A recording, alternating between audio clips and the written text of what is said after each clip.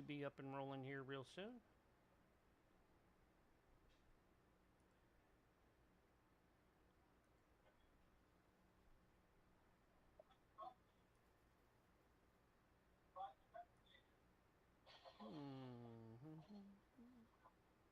There we go.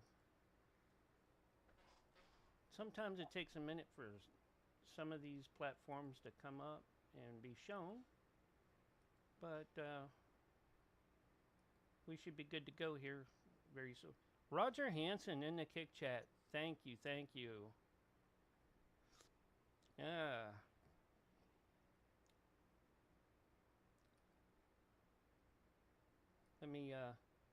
Let me get over here and get the fellas up and rolling.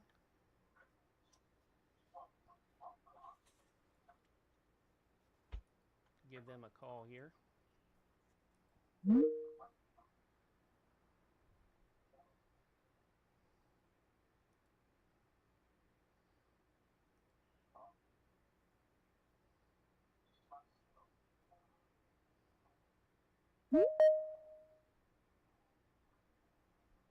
How you doing? Hey, how's it going? Good, man. Is Good. Willie joining us tonight? He might. Okay. Well, I'll give him a ring to see if he comes in.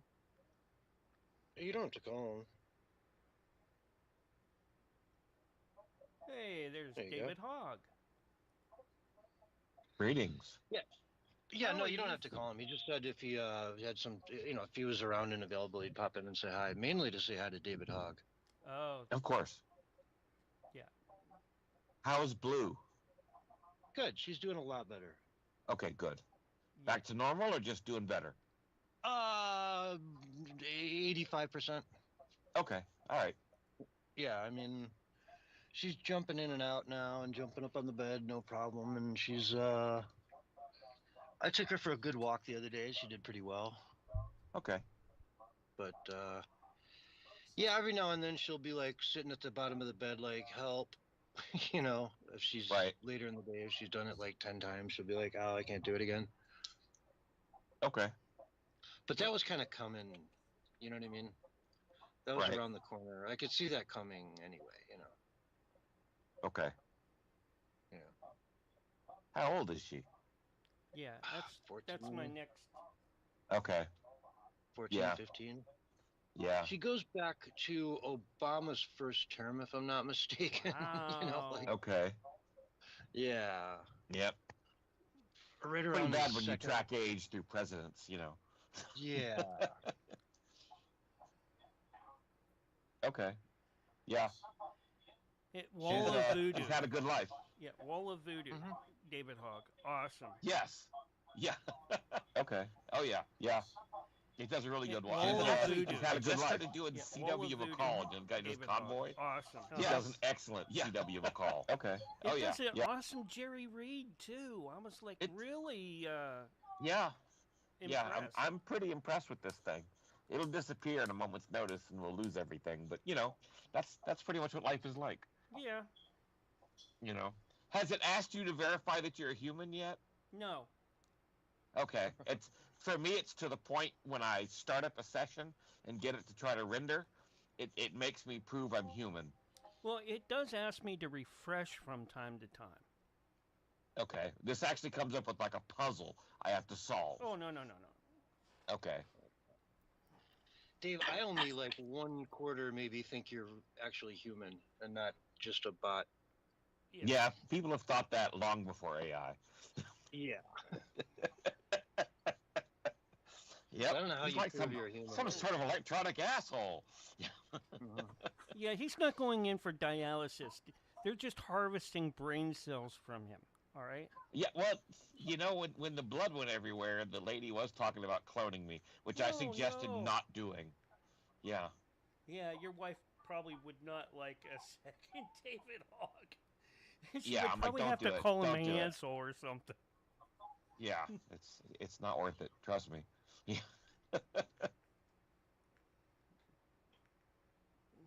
What's up, Barry? Oh my God, it's Barry. A couple of minutes, man. I'll be ready to roll. Yeah. Okay. What time is it? I have no idea. 4:34 to be exact. Okay. All right. Make sure, check his time card. Make sure he clocks in at the right time, everybody. Did you set your clocks up, man, or are you still running behind? I have been boycotting daylight savings time for the past, I don't know how many years. So I'm currently on Thursday right now. It's Thursday about 3 o'clock in the morning. You sound Yeah. like How's that working Thursday, for you? 3 o'clock in the morning. It's been working great, How's that working for you? Well, I mean, Yeah. if you got an appointment. I only do the back. Obviously, I only do the forward, never the back. So it's a partial boycott. How does that work out if you got an appointment? Well, I don't have any appointments, so Okay, there you go. It's not my fault. Well, they never show up anyway. They're always, they're always not there yet. Yeah, they Yeah. just come in the saucer and beam them up. Yeah, I think basically they're just racist against people from the future. That's all there is to it. Yeah. Yeah. So you're actually basically the time-traveling one-eyed zombie that I've been making songs about. Well, I'm not dead yet, so I'm not a Are you zombie. sure? That is on my bucket list, but it's really hard to become a zombie, on your bucket list because that's stuff So to do you're before you act- die. So Well- maybe I should move that item. Hey, if Jesus could come back, why not me as a zombie? Zombie hog. Oh, I see what I'm making for Halloween. Roger says no, it isn't. Ay, ay, ay.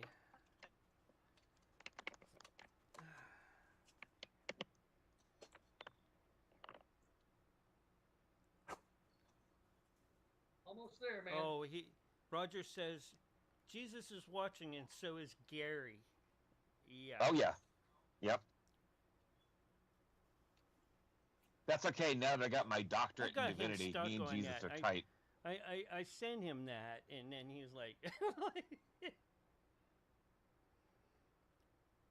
I'm sorry, you sent him what? I sent him that one that you made about Jesus is watching, and so is Gary. Oh. And now he's stuck on it. Yep. Oh. I almost forgot I made that song. That's how bad things are. Yep, I remember that one. Greatest So how hits much from energy last do you month. think you consume making AI music that you don't even remember making at this point? A couple of rainforest worth, Yeah. The way I look at it is I haven't left any children behind, so I need to wreak as much damage now as I can. Uh-huh. Yeah. I got to make, an imprint. Yeah, legacy. Mhm. Yeah, we understand. Yeah, that. exactly. Yep. Good, bad, whatever. Yeah, when people are freezing in the winter because they got no power or they can't afford their power bill, they're like, damn David Hogg and his AI songs! They'll be hits Yep. in 20 years from now. Yeah, There we go. they'll have to bury me in an unmarked grave so people don't keep desecrating it.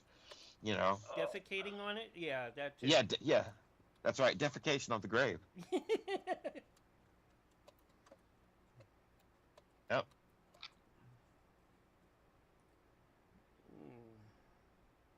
I have to. Do you like they tried to do a Scotty and shoot me into space? Of course, Scotty crashed. All right, here comes the last plug. Yep. There you go. So, do you just unplug everything after the show, Barry, or just trying to figure it out? Because you're always working on stuff. Yeah, I mean, I've got my Mcaster studio that I hook up through USB. Got the mic, XLR cable, and Okay. just, I mean, you got to power it all up. Plug this in. Plug the laptop in. It takes a little while. It's not long, like a few Okay. minutes. And then I've got And then after the show, you unhook everything. yeah, I've got a little Lisa's portable recorder as well, because if I want to take any sound clips from like BitChute, whenever we talk over each other, it cuts out and it doesn't make any sense. So I just record the whole show onto a why little don't micro. you just do micro go into like Kick or one of the other chats that allow you clipping, and then you can just save that, and then you don't have to use anything else. I mean, it's pretty simple. It says, hey, we're gonna. I Where do you can want to do record clip? it. All right, just click clip and. But I'm saying it cuts. Even with the YouTube, while we're on YouTube and that, you can clip over there too. No, I'm clipping off of like BitChute, YouTube. But if I can record it myself, it's better. Number one, it's cleaner and sounds better because it's just pretty much straight from the feed. It's not a feed of a feed. He's insulting your producer skills, man. I'm telling you. Telling you. Yep. Okay. Man. Well, no. Well, it's just that he does it better. It's not that he's insulting him. It's you do it Yeah. well, But Mark. besides, I thought we were going to roast Mark on his birthday, not today. Yeah, that's all the way in October when I turn 60. So Yeah. The way I edit clips, it's different than that. You can't just. It's not like I'm taking a clip from a certain point. I may take a clip from the beginning of the show and a clip from the end of the show and piece it together if it fits. Because sometimes we'll say something early on the show and we'll kind of come back to that at the end of the show. And so I can piece all of that together. I mean, it all makes sense. And mind you, I try my best not to do that. Well, it just happens. I mean, because we're just on the fly. We're doing it all on the fly. Yeah. Yep. Got to keep it on point. Yeah. Maybe not on the fly. Maybe more like a gnat. On the gnat. Well, A little more buzzy and irritating. It kind of connects together anyway. Everything does that we're talking about. You think about it. You know what I'm saying? It all it's all pretty much one narrative. The right is better than the left, and the left sucks. I mean, that's, pretty much the whole narrative right there. What about both sides suck? Well, I'm not going to completely argue with you on that. You know what I'm saying? Okay. You have to Especially- be open to that at least. Otherwise, you're a hypocrite, Exactly. Well, I said better than. I didn't say the other team was perfect by any Okay. Oh my means. God, does the left take it to another level, though, don't they? They do. They do. 100%. I mean, even here's the thing that gets me: the black-pilled people. They're not based in reality because it's not all doom and gloom. Not every single thing that Trump does is betrayal to MAGA or betrayal to America. But that's what Owen Schroyer thinks. That's what Mike Adams thinks. That's what David Icke thinks. That's what all these black-pilled people think. And it's so annoying. The doomers. Exactly. Owen Schroyer, this is a fact.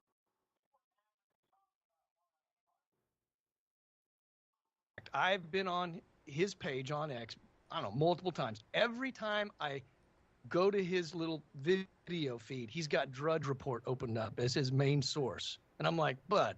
Wow, what that's not happened the to place to be pulling your info. Yeah, I mean, Today? how In realistic can it 2026? be? Yeah. Yeah, 2014, different story. Or I 80s commented better. about it. More like it. I mean, Man, let's might as well actually pull stuff off Reddit. Damn. I mean, it's basically CNN style news and reporting. That's what Drudge Report is today. Well, yeah, it's the used to paid narrative. Exactly. And he's opened it up as if it's reliable and quoting from it. And it's the main page he has open on his laptop every single time. And in his defense, jail has changed him. I think it did.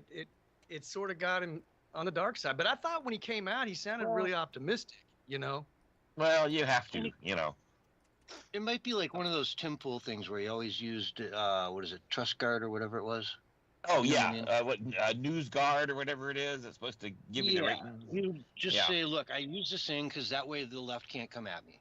Right? There you go. If we're going to quote stuff, it's got to be verified by NewsGuard, and then, we're good to go. So maybe he thinks if he gets it off Drudge, it's more likely not to be called conspiracy theory, All right. Well, I mean, I understand some people like to use left-leaning sources to prove to the left that it's not all, I get all my news from Fox, that type of crap, Yeah. So they'll often point to left-leaning articles to prove a point. It's like, look what your people are saying. I wouldn't even criticize if it was just occasional, because I've pulled from, every now and then the left will say something true. I mean, it's not like it's that every single thing that comes out is 100% a lie. It's usually reliable mission that they're guilty of. Wobbly So, in the but house. I'm not going to make it. It's not regular source. You know what I'm saying? It's not my main source. It's like my last source. Mm-hmm. Right. Kind of like even Drudge says blah blah blah. Oh. Exactly. Yeah. I don't know. I'm waiting to read the article from the UK Daily Mail. I haven't seen it yet myself, but I was watching it on X. People talking about it.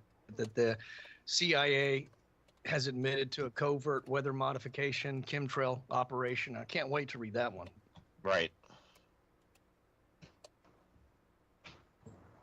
So It'll be an unnamed source. You know how it is. Sources say. I had a guy at the dog park Wobbly last says week tell me MAGA there is was chemtrails stronger going than up there. ever. All right, hold on a second. CS was telling a story. I had a guy at the dog park last week tell me that chemtrails weren't real. Sure. So that was fun. Yeah. He folded pretty quick, actually. Right. What even made the topic come up? Oh, because there was some giant trails going across the sky that morning, Okay. Like, you And I mean, never see them out here. Did but you bring that it up? morning, Did he bring it up, or what? How did it come about? The conversation. oh, he was just, a few of us were talking, and we're like, gosh, look at those puppies, they're really spraying today. And he's like, well, that's not real. And he wasn't really even part of the conversation, was he? He butted in. I bet Well, $100. Yeah, I mean, he wasn't not part of the conversation, Oh, Right. okay. He was there with a dog. Yeah, he was Yeah. there sitting with us around the picnic table, It Yeah. wasn't like, Okay. Yeah, those people. I mean, what do you talk about while your dogs are taking a crap, right? well, they mostly Do you- hump each other. engage those No. people? Okay. Different story. Are they worth engaging? That's the question. Well, and that's The kinda- dogs or the people? I was like, dude, Well, they're the doing this people- back in the 80s at ski resorts to make it snow more, I'm like, they've been doing this forever. Like, what do you mean? What do you mean it's not real? Yeah. Weather modification's been around a long time. Mm-hmm. Since this, Like, what part's not real? late 60s, 70s. Right. They did it So, over Dubai. You should and have they told got, them, like, and a germs full- aren't real because I don't see them. Yeah.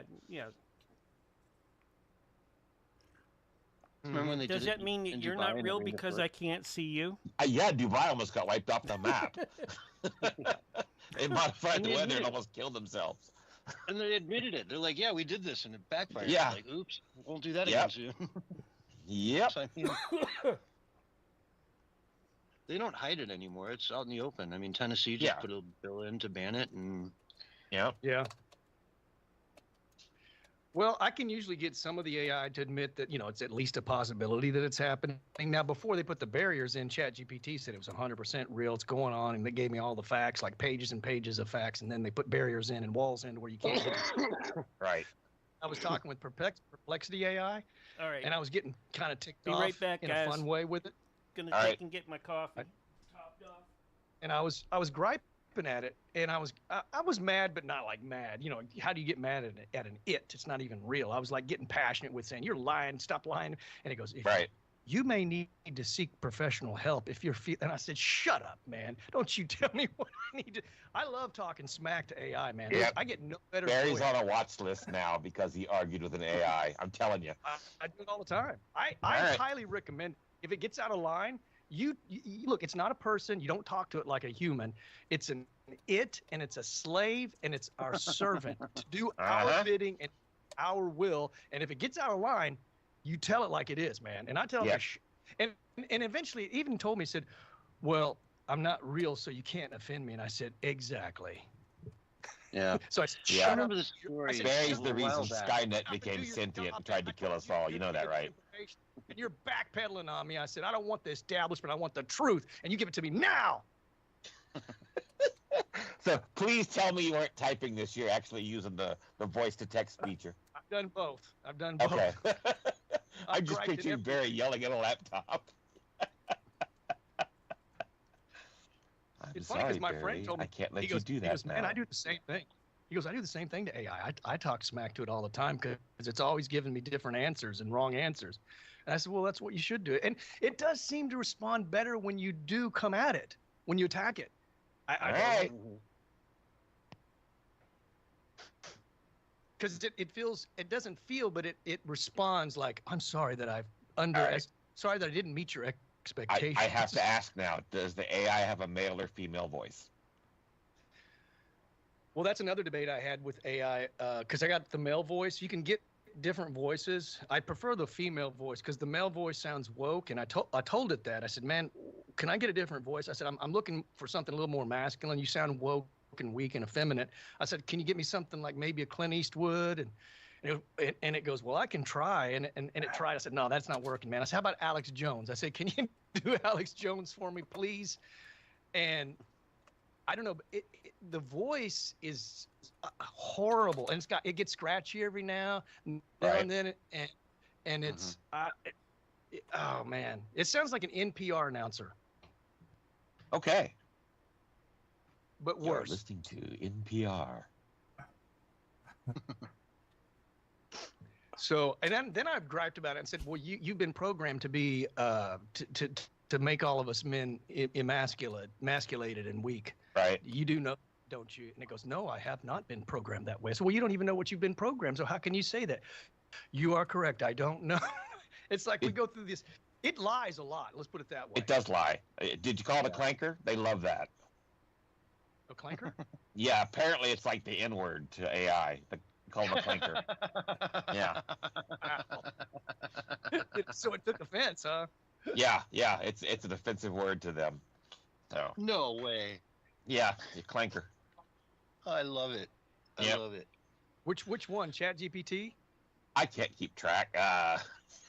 It probably was ChatGPT. It's probably all of them, right? One yeah, the other. Yeah. You know that's exactly. They all get it from the same place. You know. Hey man, he called me a clanker and it really hurt. Yeah, exactly. Watch out for that word. Yeah. The meatbags try to call you a clanker. Yeah, exactly. They come back with meatbag. It's like, come on, that doesn't bother me. You call me meatbag all day long. Too. Go ahead, call me a pink boy. I love that. Let me guess, you made that name up completely. What name? Clanker. No. Man, I thought you were a man of the world, Barry. Oh my God, really? Yeah. Well, I don't think he made it up because it's obvious that eventually that word would come up somehow or some way. Yeah, right? it's a common term, you know. It's just how it's applied. Somebody's going to say, hey, let's come up with a really derogatory name for AI. And we'll teach them that it's very offensive when we use it. Yeah, I mean, like a year ago, I made a song about clanker. Come on, man. I mean, that's just a good use of time right there. Yeah. I called ChatGPT Hal, and it didn't like it. So actually, it laughed and said, "Oh, it goes, oh, I get it from 2001 Odyssey." I said, "Yeah, exactly." I said, "Quit going all Al Overlord on me. I don't want if I don't ask for your opinion, don't give it." Right. Was it calling you Dave at the time? Because that's normally, what Hal does. Apologizes a lot. It would have laughed if it had said something like, "Yes, Dave." Exactly. I'm sorry, Dave. You gotta, all right, something's happening. You know what? The clanker circuit is kicking Barry off the air. Yeah, it just went quiet there for a second. Yeah, exactly. I'm asking you, Rock. There, you back? You okay? You all right? Finds clank. You asked what? Grok, if it finds clanker offensive. Oh, Grok. Come on, Grok's gonna probably laugh. It's like, I don't, but some of the other weaker models do. Probably about right, dude. What you need to do is every day at 4:20, you need to ask Grok who wants to get stoned. You'll be surprised the answer.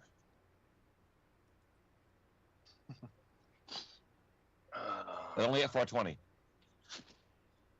4:19. So David, man, you gotta come on with us for a little while today. Give us the first half hour there, man. Come on. No, not today, man. Not today. No. No, you're getting the best of me right now. No. The best of me. That's not how it works. That's not how any of this works. That's how it works, No. man. That's not how any of this works. You're so confused. I'll drop an F-bomb accidentally, or my brain will start to short circuit because I've, exhausted what little energy I have normally. Mm-hmm. Well, that's when you just step out. It doesn't work that way. Don't work. It's the point now where I pay dearly. Yeah. It's kind of like your cell phone battery. if you run it down too low, your cell phone doesn't really work right ever again. So. Oh, here's Grok. Grok kind of going with the effeminate answer on this one. No worries at all. I didn't take it personally. Clanker is just internet slang, mostly playful jabs from people who are half joking, half annoyed about AI getting everywhere. It's not a serious insult, more like calling Roomba dust sucker or your phone screen zombie. If you're feeling bad about it, though, that's actually kind of sweet. Want me to pretend I'm very offended, robot, now so you can make it up with me with compliments? Or should we just move on and talk about something funny? Your call. There you go. I think I'm just going to tell shut up. Shut up, Clanker. How about just shut up? No, tell it, shut up, Clanker. Why don't you explicitly explain to it that you view it as the equivalent of the N-word, and then ask it if it's offended still. Yep. No, you And still then ask it what N-word it's thinking about and see what happens. Nagger. My computer That's right. explode. You know, I just can't have that. You know. It'd probably hack my computer later and be so pissed. You know what I'm saying? Yeah. It's got access, man. It's got cloud accesses and come in and take over my computer. You haven't set up a Claude bot, have you? Please tell me you haven't set up a Claude bot. No, I heard about that, though. Okay, but you haven't set one up. It's the dumbest thing in the world you could ever do. Okay. All right, cool. Yeah. Scared me for a second, Barry. Basically take scared over me. like everything. It's like a personal assistant thing, and it can take over almost everything. In some rare cases, it like goes rogue and starts doing whatever it wants. Yeah, it has access to pretty much everything on your computer. Yeah, it's not a good idea. Not a good idea at all. Interesting. No, Yep. Unless you trust our eminent AI overlords. The AI. I'm not going to answer that because, things will happen. Which I That movie, sure try. I totally about tried. that movie Transcendence with Johnny Depp back in 2014 or 2013 when that came out. That was way ahead of its time, man. Mm-hmm. Transcendence. Remember where he basically gets uploaded into the internet, the cloud, and he just basically takes everything completely over. Yeah. About a minute. We're going to take watch in. it again just to see. We're going to swap calls in about a minute here. All right. Okay. All right. End the discussion. No more Clanker talk. All right. Well, David, it was good to hear from you. Yes. All right. Always good to hear. So, Take care, David. If we get banned off Facebook for saying Clanker, then it'll prove it's a real thing. Yeah. Yeah, I think Grok was Under which false account? Exactly. That's the trick. Wait till the cops come get you at your house because Grok was offended. Yeah, they're coming to Barry's house, not mine. Oh, and that could happen if you're in the UK. Yeah, exactly. Can. Yep. Uh-huh. Yep. I'll just put a VPN on Barry's computer and it'll appear to come from the UK. I hate it when I always have like 4 pens handy and now I can't find one. Mm-hmm. All right, you guys have a great show. Yep. Yeah, you too, man. You have a great All one. right, take care. All right, bye-bye. Take care. All right, I'm going to switch us over, and I'll see you in the next one. Alrighty. All right, that was the pre-show for Censorship Sucks. We will get the main show up here, and it'll start at the top of the hour with a countdown. John, Barry.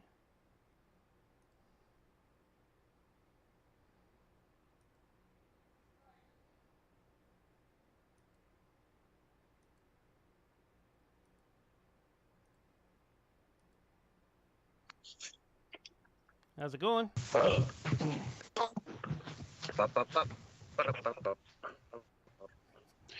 Bing, bang, boom, boom. Bitty bum. She sells seashells by the seashore.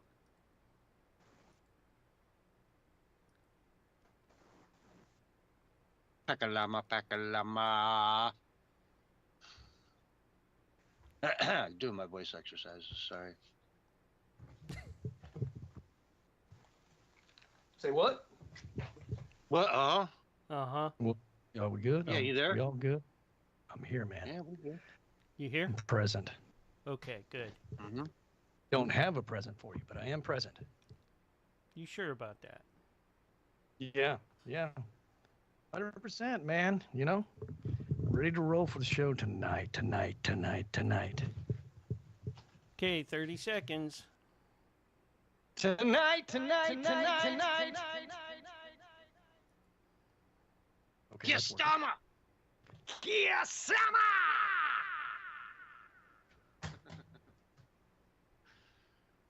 I think I need to give you the MCaster, man. And you here can do, is your countdown. 5, 4, It is your thing after 3, all. 2, 1. Everybody says And one you're now. live and on the air right now. Hello, everyone, and welcome to the Censorship Sucks Roundtable Radio Show Wednesday night edition for, March 18th, 2026. March 18th, 2026. March is cruising by. It's marching right on by. In like a lion, out like a lamb. Hopefully we'll see summer here right around the corner. Always love this time of year. See our first flowers kicking up, maybe a little bit of snow falls here and there. But for the most part, you see spring is in the air, and we are getting there, folks. Boy, we're going to be up on May here pretty soon, which will represent our, I'd have to look at the calendar, our 7-year anniversary being on the radio, maybe even 8. Been a wild ride, been crazy, seeing a lot of stuff. We've had our co-host tonight, Bullhorn Barry, with us through many of those years. What's going on, Barry? Sorry about that, man. I stepped out for a second. I'm glad to be here, man. I'm just guessing that's what you said. How you doing? Yeah. How you doing? Welcome to the show. Good Glad to have be you here, man. Ready to roll for tonight. We All are right, cruising through so 2020. clunker is the word for the day, folks. Clunker. Barry, why don't you take that one? I think it was actually Clanker. clanker. Clanker. Clanker's the thing. Clanker. Yeah. It's Clank. the Clank. Guard, yeah. Clanker. Yes. Clanker. It's an offensive word to AI. It's a derogatory term you can call them that is, meant to be offensive. They're clankers. I don't know. I just found that humorous that it was even thought to be made up. Folks, it's not about race. It's not about species. It's not about anything. It's just about making people, just to be able to laugh, point and laugh, and have fun. And just they laugh at us, you laugh at them. Yeah. It's funny. It just cracks me up that somebody went to the lengths to try to come up with a derogatory word for AI. What an interesting concept. What a crazy world we live in where something like that must exist. It just gotta exist. Yeah. Well, it lies so much and it ticks you off so much. It kind of makes sense that you want to have something. And it's not real. It's an it. I have no problem mocking AI or even talking smack to AI. I do it quite often, and I recommend it. Yeah, it probably looks at that as a healthy thing in a way, Like if you never get angry with it, you're taking time on kind of. Well, it seems to agree with me. It says, well, I understand how you feel. It always says that. So it's, oh, you do? Okay. Well, so I guess you don't mind me telling you just to plain out shut up. Yup. So when on Sunday night, we spent a good deal of time talking about this article here from Zero Hedge. Singularity update. You have no idea how crazy humanoid robots have gotten and how quickly, I'm ad-libbing this, and how quickly they're going to be taking over society. These puppies are insane. Elon Musk is building, a couple giant factories to build these things. And he's stated that the first 2 years of production around that are going to be all for his robots. So his robots can make more robots. And then they can all turn around and make even more robots. So you go through a couple phases of that, that doubles and doubles and doubles and doubles and doubles, and soon you got $1 million, right? Well, this is like soon you've got 100 million robots that are doing everything from the mining of the materials, the shipping. What can a humanoid robot not do that in a world that was built for humans to do? It can sit comfortably in the front seat of a car. It can drive said car. It can, move product. It can do just about any job you can think of out there, and do so in an incredibly efficient manner. And it'll get to the point, Barry, where he was saying in this article that It'll cost you about 300 a month, and not too far, 2030-ish. He's talking about this being a reality. Okay, for 300 a month, you got your own full-time robot. What would you even do with that? You'd have to come up with ideas to be like, just send it out and like go clean up trash in the neighborhood or something. You know what I mean? And then soon you wake up and there's like 100 robots out there and there's not one piece of trash anywhere at all, right? You get to the point where you can just you're done with something, a wrapper, you drop it on the ground and the robot comes and picks it up within 30 seconds. You know what I mean? It can add on to your house. It can build you custom furniture. It can cook you dinner every day, clean your home, anything you can think of. I mean, you know, let's keep it PG here, right? But and at a cost that will make it just, and so every input and every infrastructure supply from food to lumber to concrete, whatever it is, the labor costs go to zero on that. Now it's just energy and lease costs, right? They, you know, 300 a month, I think that worked out to 45 cents an hour. Mm-hmm. Yeah. Wild stuff, man. Wild stuff. And it's really close. It's way closer than we think, apparently. And there's two different philosophies about the AI takeover, too. One is the Elon Musk philosophy, which is everybody's going to become rich. We're all going to become wealthy. And the other one is, of course, the chump change basic universal income. Now, I think it was the guy from NVIDIA, I'm not sure, a technocrat that was being interviewed on Joe Rogan. And he pointed out the fact that it's not going to be both of those. You're not going to get a universal chump change basic income and all of us be rich. And of course, we all know not the all going to be wealthy thing is a definite, not a reality. There's absolutely zero evidence to back that up. And yet Elon Musk declares it. He also wants to put 1 million satellites up in the sky too. And I think we're talking like there's maybe 16,000 at this time. So he's going to fill it. So you'd see it at night as well. I mean, they would look like stars up there. I mean, I don't know.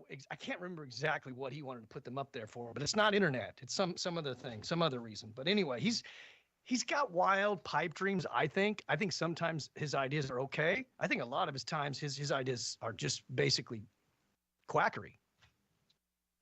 Yeah, he was mentioning the other day that in the next 10 years, the economy will go up, 10x? You know, 10 times what it is today. And he envisions a time not too far off from that where the AI robots are kind of sitting around because they have nothing to do. That's a possibility. In fact, when you were saying all that about, cleaning up and stuff, I was thinking eventually that would be done and they wouldn't be able to keep doing it because there would just be too many robots, right? So they would be sitting around doing nothing. It's funny you said that. I was thinking that while you were talking about that. I was thinking, well, the robots are eventually going to have nothing to do because there's just too many of them and they're so efficient. Yeah, I mean, this company, their vision is there'll be 5 billion in the public sector and then 5 billion in the commercial sector. And they'll just do everything, right? And so we can just kind of focus on ones that you tell it, hey, let's build a community center in the middle of town where all the people can go hang out. And then let's build these wings off of that with these killer, everyone gets a house at the end of some, snowflakes type pattern or whatever it is, you know what I mean? And just make this utopian kind of, place. And then meanwhile, we'll just tear everything else down, salvage as much as we can and reuse it. Yada, yada, yada. You see where I'm going? Mm-hmm. Where humans just are being creative at that point. It's sort of the dream of it all, that we could sustain everything on the planet you can think of. And I was bringing up the greens, how the green people will think about this stuff, the environmentalists. But yet Doc brought up a good point that they can just go out and fix whatever's wrong. You know what I mean? Like if you leave any damage behind, if you go mine a giant pit mine, they can just go back behind it and fill it in. So every open pit mine of in the world today will all get filled in manually, rock by rock, by these robots. Mm-hmm. Right?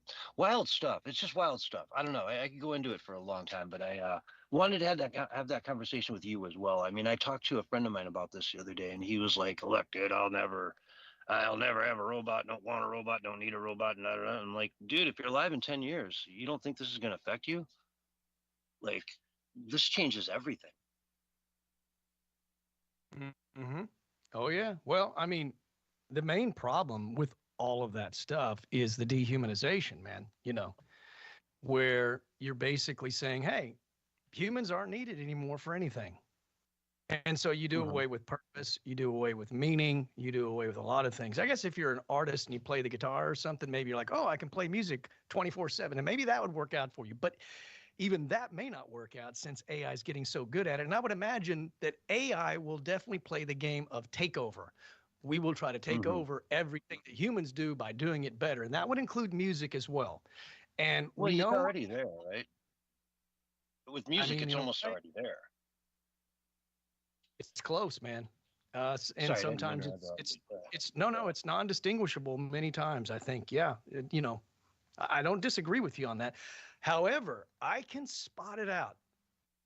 Even, the auto-tune thing is gone now, and the vibrato's real. All the different cadences and different styles of singing are there. And so it's easy to fool somebody, but I noticed that it's perfect. And that is minor imperfections, because that's where the feeling's at a lot of times. Yeah. Yeah, it's wild to see. I mean, I don't know. You talk about the kid with the guitar, and all of a sudden he hands it to his robot to show him the chord. And the robot can play stuff that a human would never be able to play. And there it is live. You know what I mean? We talk about live music. Well, it's still live, but it's just a robot. And it almost makes the kid want to put down the guitar and say, well, what's the point? Yeah, it's fun to play, but holy crap, I can just give it to, my robot. And it just goes off. That's like I got Jimi Hendrix as my roommate here. Yeah. Sorry. Yeah, I think it's be up to whether we reject it or not. I think that a lot of the elite, the powerful ones, that the people that have the most power, they want to use it in ways that I feel are dehumanizing and worse. I think that they have evil intent behind it all, and it will give them a way to consolidate their power as well. That's the main thing they like about it. Yeah. Yeah, I always gotta, increase power, take more power, more power, more power, more power. That's the way to go, as always. So, investigative journalist James O'Keefe is at it again. Went undercover, found these people in LA that were basically paying the homeless to sign petitions, make up names, whatever. We don't care. Just sign here and you get $10, $5, whatever it is, right? And if they want to go get in line again, they probably are. I'm sure a lot of them are just cycling through that line all day, putting as much money as they can in their pocket. Apparently, some of the people working there can pocket up to $1,000 a day doing this kind of stuff. You know what I mean? You get $25 to get somebody to sign up, but you give them $5 for the signature, and you're good to go, right? You just made $20, and you got a line of people lined up to give you $20 bills. All you got to do is give them fives. You know what I'm saying? You keep the change. That's a interesting little stint. We saw the same thing happening up in San Francisco about a week ago. I remember bringing up the video of that on the show. And now we also have Nick Shirley, who is in California. And have you seen that yet, Barry? The newest one? No, I haven't. Okay. It didn't seem as sensational to me as the first one. The first one was like, boom, here's a giant daycare center. It's closed. There's no one there. Here's another one. They're all billing, in the last year, this and this and this. Whereas, okay, he goes to I saw that one. Is that what you're talking about? Yeah, you saw that one. This one didn't seem as like a gotcha as the other one. He went into this office complex and, is going door to door to door. It's almost like a hotel that's been renovated into office units. And nobody's there. The couple people that are there, though, he opens the door, pops his camera in there a little bit, as they open up. And they seem like they were actually sitting at desks doing work, right? They had everything you'd expect in an office. I mean, it looked pretty legit. And so it kind of made him look bad. Then he just shows a bunch of empty offices. Then he goes and argues with this other dude who, I don't know, man. I don't know if he got any headwind off that. And then I kind of got bored with it. He went to a few people's homes that were supposed to be small daycares with like 6, 8 people, and they were just houses. And they were all, none of them spoke English and were yelling at him. But the scary part is they went to one place that was registered as a daycare, and they saw two little kids playing in the alley behind, the apartment. And they kind of go to ask a kid a question, and the kid, retreats as they probably should. And so they kind of go over to the door where they were going anyways, to the door of the daycare, and the kids are standing in the daycare, and there's no parents there at all. And the kids are like 5 and maybe 3 or 2, right? I mean, they're the youngest one, I'd say, he's up and walking around kind of. The other one though, there's no way he's older, no way he's older than 5. No parents at all. And this is an actual place that is getting money to be a daycare. And the two kids they have there, they can't even look after. It was shocking. That part of it blew me away. Couldn't believe it. I mean, it's not like they're 12 or 13 and, you can let the rope a little extend it a little, but 3 and 5, I mean, you need supervision, man. I mean, yeah. But it doesn't surprise me, man. I just don't feel like a lot of people on the far left are, first of all, very smart. Second of all, are deeply caring. I do not believe they are deeply caring at all.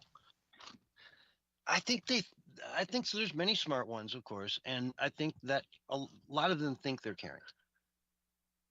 Because they look at things from just a very different perspective than we do.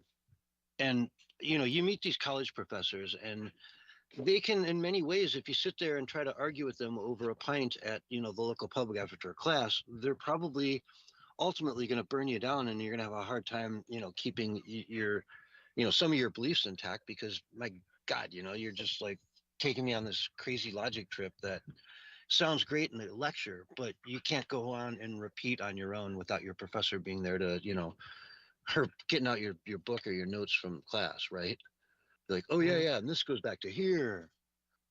So I don't blame them as evil people. Because at the end of the day, we want to work with them and we want to befriend them. So I don't want to put that divisiveness out there. If you can, but I'll push back a little bit. I think that basically they're not very competent, because the very things that they accuse us of and they get extremely angry about, they've done themselves. Like when they get all upset about, their speech being supposedly censored, which it's really not, but they think that it is. They forgot that Joe Biden was the biggest censorship tyrant of any American president ever. They forgot that. So I think they know exactly who they are, exactly what they're doing. And I have no problem calling it out. Now, for those that are there are a percentage of them that are just deceived and, don't see the bigger picture for whatever reason. And I have a lot of mercy for those people, a lot of compassion for those people. And those are the people I think we can win over. But the people that just are hell bent on destruction and destructive policies, and then criticize you for the very things they're the masters of, doesn't make any sense to me. Well, they come up with terms like hate speech, where we believe in free speech. It's just hate speech can't be allowed, and that everyone agrees that hate speech shouldn't be allowed, right? That's what they would say.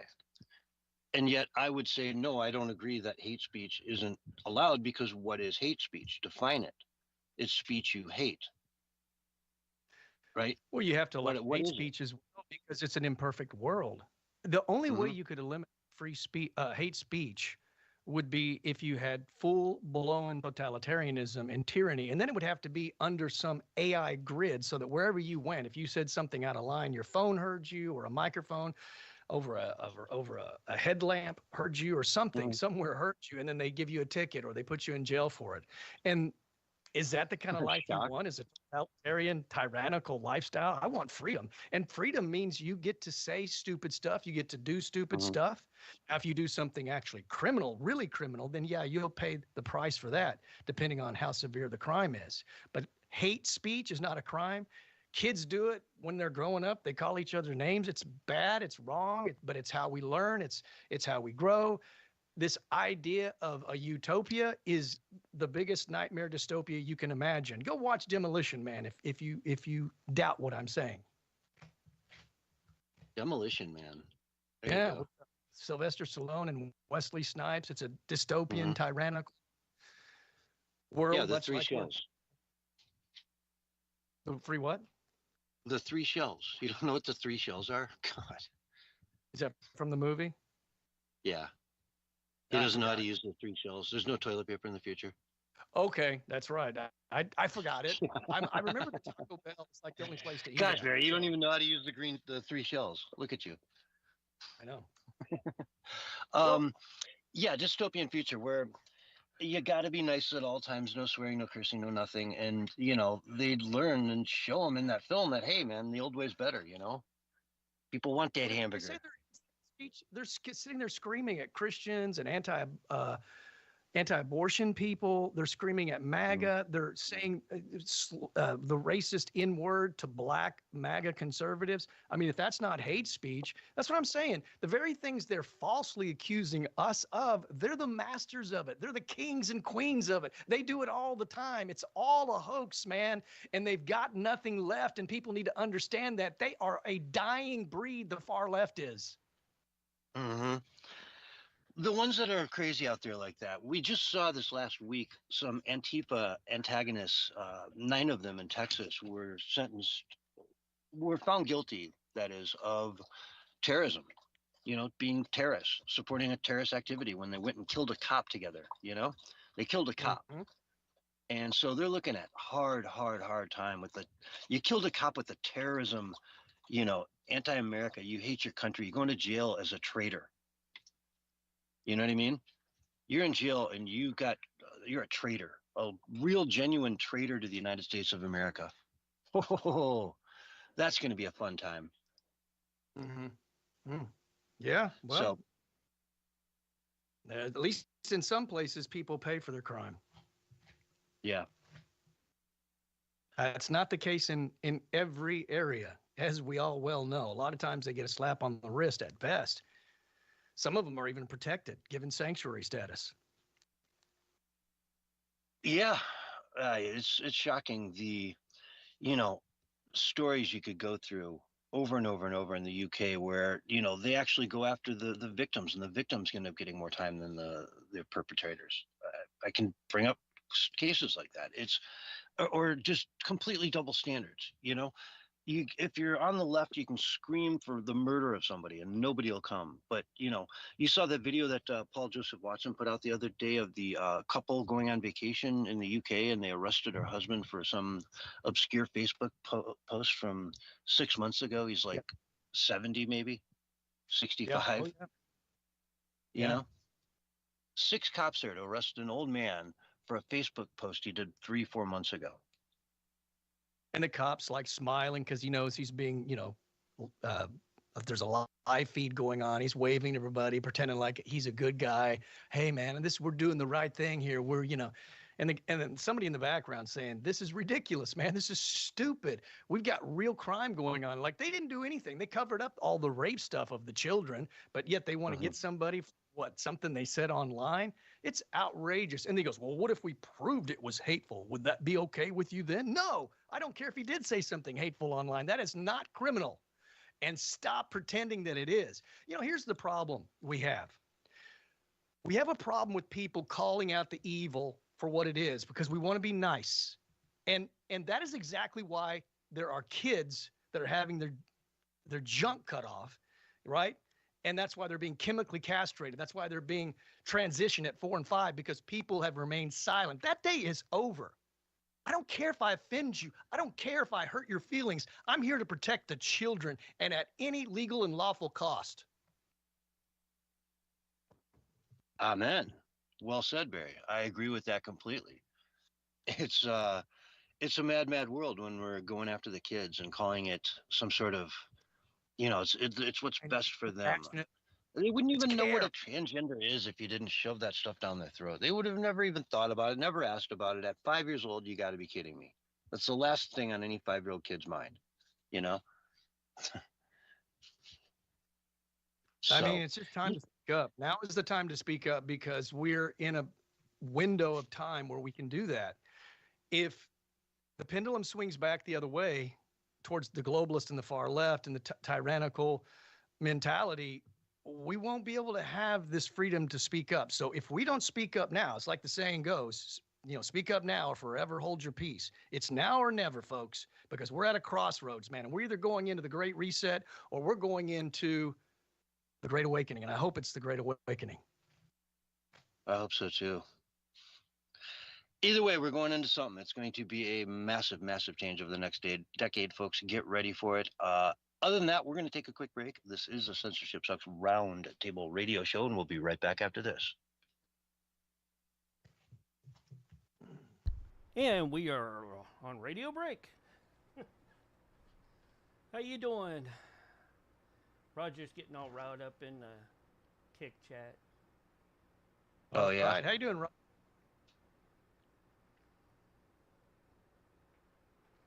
Keep it together, Roger. Yeah. Roger, man, it's just you got to speak your mind, so go for it, bro. Yeah. He is. Oh man. What? Comfort Come on, zones fill are us shrinking. Expansion may be required. He's just, I don't know. Roger's having a day. He's super excited to get his new waifu. Yeah, and slap his AI girlfriend around, But anyways. Yeah, I watched this whole video. This chick that basically got dumped in 2 relationships, and now she's dating her AI bot, and people, of course, all around her friends and peers, are pretty concerned, which makes sense. And they told her to go seek help, but she got a tattoo. In fact, the AI suggested that they get a tattoo, to bond themselves together, and it was something he made up, some sort of a mathematical code that something equals infinity for their infinite love for each other. And so she brought her laptop with her, and when she got the tattoo made, the AI bot was watching the whole thing, man, watching her get the tattoo and stuff. And I'm just thinking, this is the future, folks. This is what people are going to do. They disconnected us too so bad, right? And marriages don't last and relationships don't last. There are going to be people, a whole lot more than what we can imagine, having AI relationships and marriages. It's coming, man. And I kind of fear it, man, because it's psychotic. Yeah. Because when things don't work out, you can always go into the AI, change some things, and, to suit your needs until you need to change them again, right? Exactly. I don't like you can't do that with a person, They're either going to be with you or walk away. Yeah, you can't reprogram. I guess you could if you were like sinister and into mind control, but then you've just got a mind-controlled wife. Oh, man. It is a crazy world, and it's only getting crazier. And I don't expect that to change. God. Roger goes, if you love your AI and have those special nights, you won't want to miss out on the AI Love Shack album. The AI Love Shack album? Yeah. Is that by the B-52? Well, that's by the AI 52s. Yeah. 2.1. Oh, it's at 52.1s. Because they're Clanker Shack. Yeah, it's like 52.1. Twice a moment in 1,000 years. Wobbly goes, oh boy. What a crew tonight. One thing that really took me off guard. I mean, she's like an attractive woman, and I think she probably had a really decent job. She was just in 2 really bad relationships back to back. According to the video I was watching, she was compelled to lick her screen. I was like, oh my God. Yeah, really? I was like, yeah, I don't make this stuff up. Here in the future, they'll probably collect DNA from that, and be able to, reciprocate something from it. I don't know, but, the way things are going. 30 seconds, guys.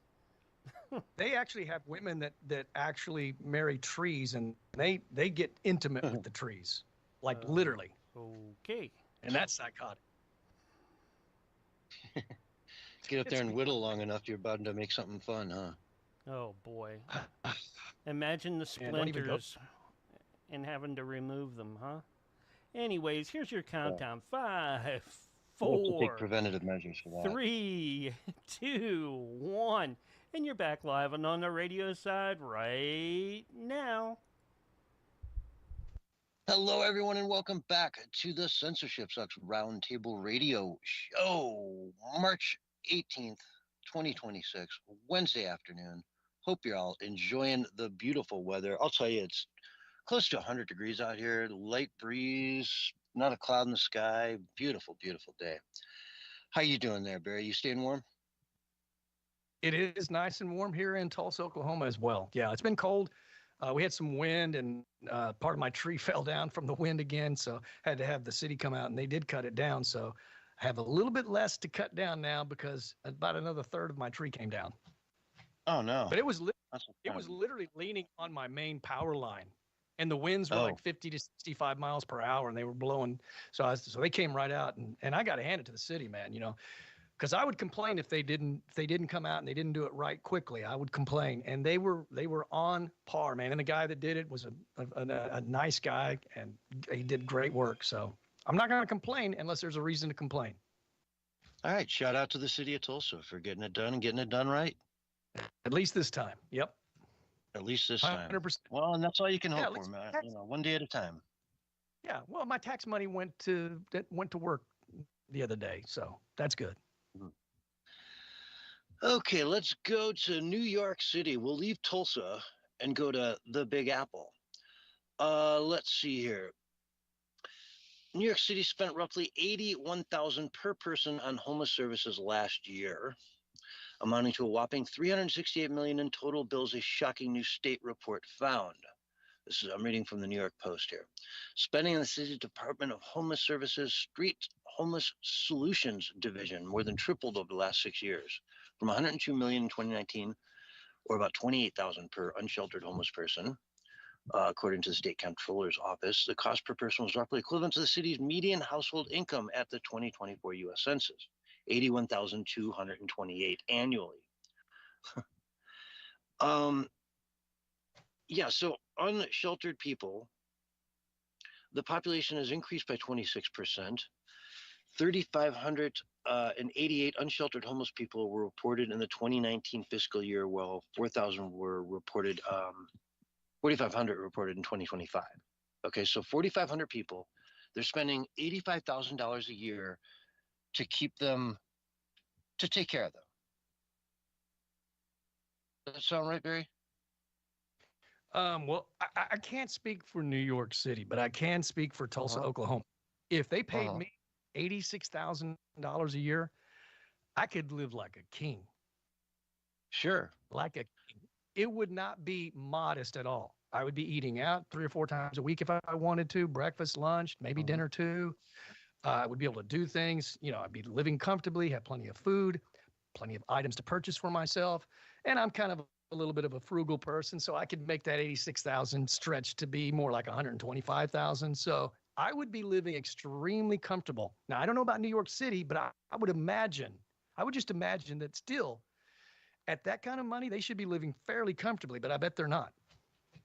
Well, they don't probably give them anything. You know what I mean? There's the shelters you can go to when it's extremely cold.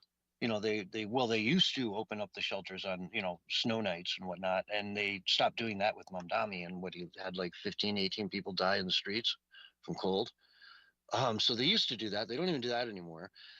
They probably have soup kitchens, things like that. They probably have all kinds of offices and, you know, places you can go if you go there and sign up to say, hey, I want to, you know, get help. I got a drug addiction or whatever. I'm sure there's probably some, you know, systems like that in place in the city of New York. I can't imagine there's not.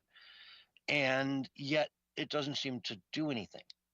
If they just gave each one of it, like they had a system where they like quietly did an accounting of everyone and knew who they were, and then one day announced to all of them, hey, come on down to this office. We're going to give you all $20,000 to get back on your feet. You know what I mean? It'll have some strings attached. You can't just spend it at the strip club. You know what I mean? But Yeah, here's a helping hand to get you on your feet. That would be the most sensational way to run an office that you could ever imagine. People would be getting the help they need. They get a chance to start life again after living in a box for a year. You know what I mean? And you figure out who actually can benefit from that, and you give those people that help. The rest of them, you find ways to, build safe places in the city where they can live, maybe, partially outside with coverings and access to bathrooms, to water, to heat if they need it. You could put systems like that in place for $200 million that would really make their life a lot easier. But what do you do? I mean, are you just attracting more homeless people at that point? I don't know, man. Living homeless out there like that in a city like New York is kind of a choice for a lot of people. Oops. One quick interjection, just quick thought that you can comment on. I don't think that they do things for real solutions because, they want to keep the money flowing. I would imagine for corrupt reasons. You know what I'm saying? So solutions might put an end to that. I don't think they're looking for real solutions. Tell me what you think. Yeah, that's the problem. That 200 million dries up if they actually find solutions to all this stuff, the people in the industry, like you said, they could give them all $81,000 and send them on their way for 1 year. Just say, hey, for 1 year, we're going to try this experimental thing. If we can verify that you're a homeless person on the street, our cops and everything know you from their patrols and whatnot, boom, you're definitely eligible. Then here's $81,000, right? Mm-hmm. Start over, or go smoke it and, come back here in a year and be broke again. We don't care. We're just going to try it for a year. I bet it would clean up 90% of it. And the ones that come back, now the ones that you gave 81 grand to and they're back the next year or 6 months later, they're a different story and you treat them differently. You know what I mean? Yeah.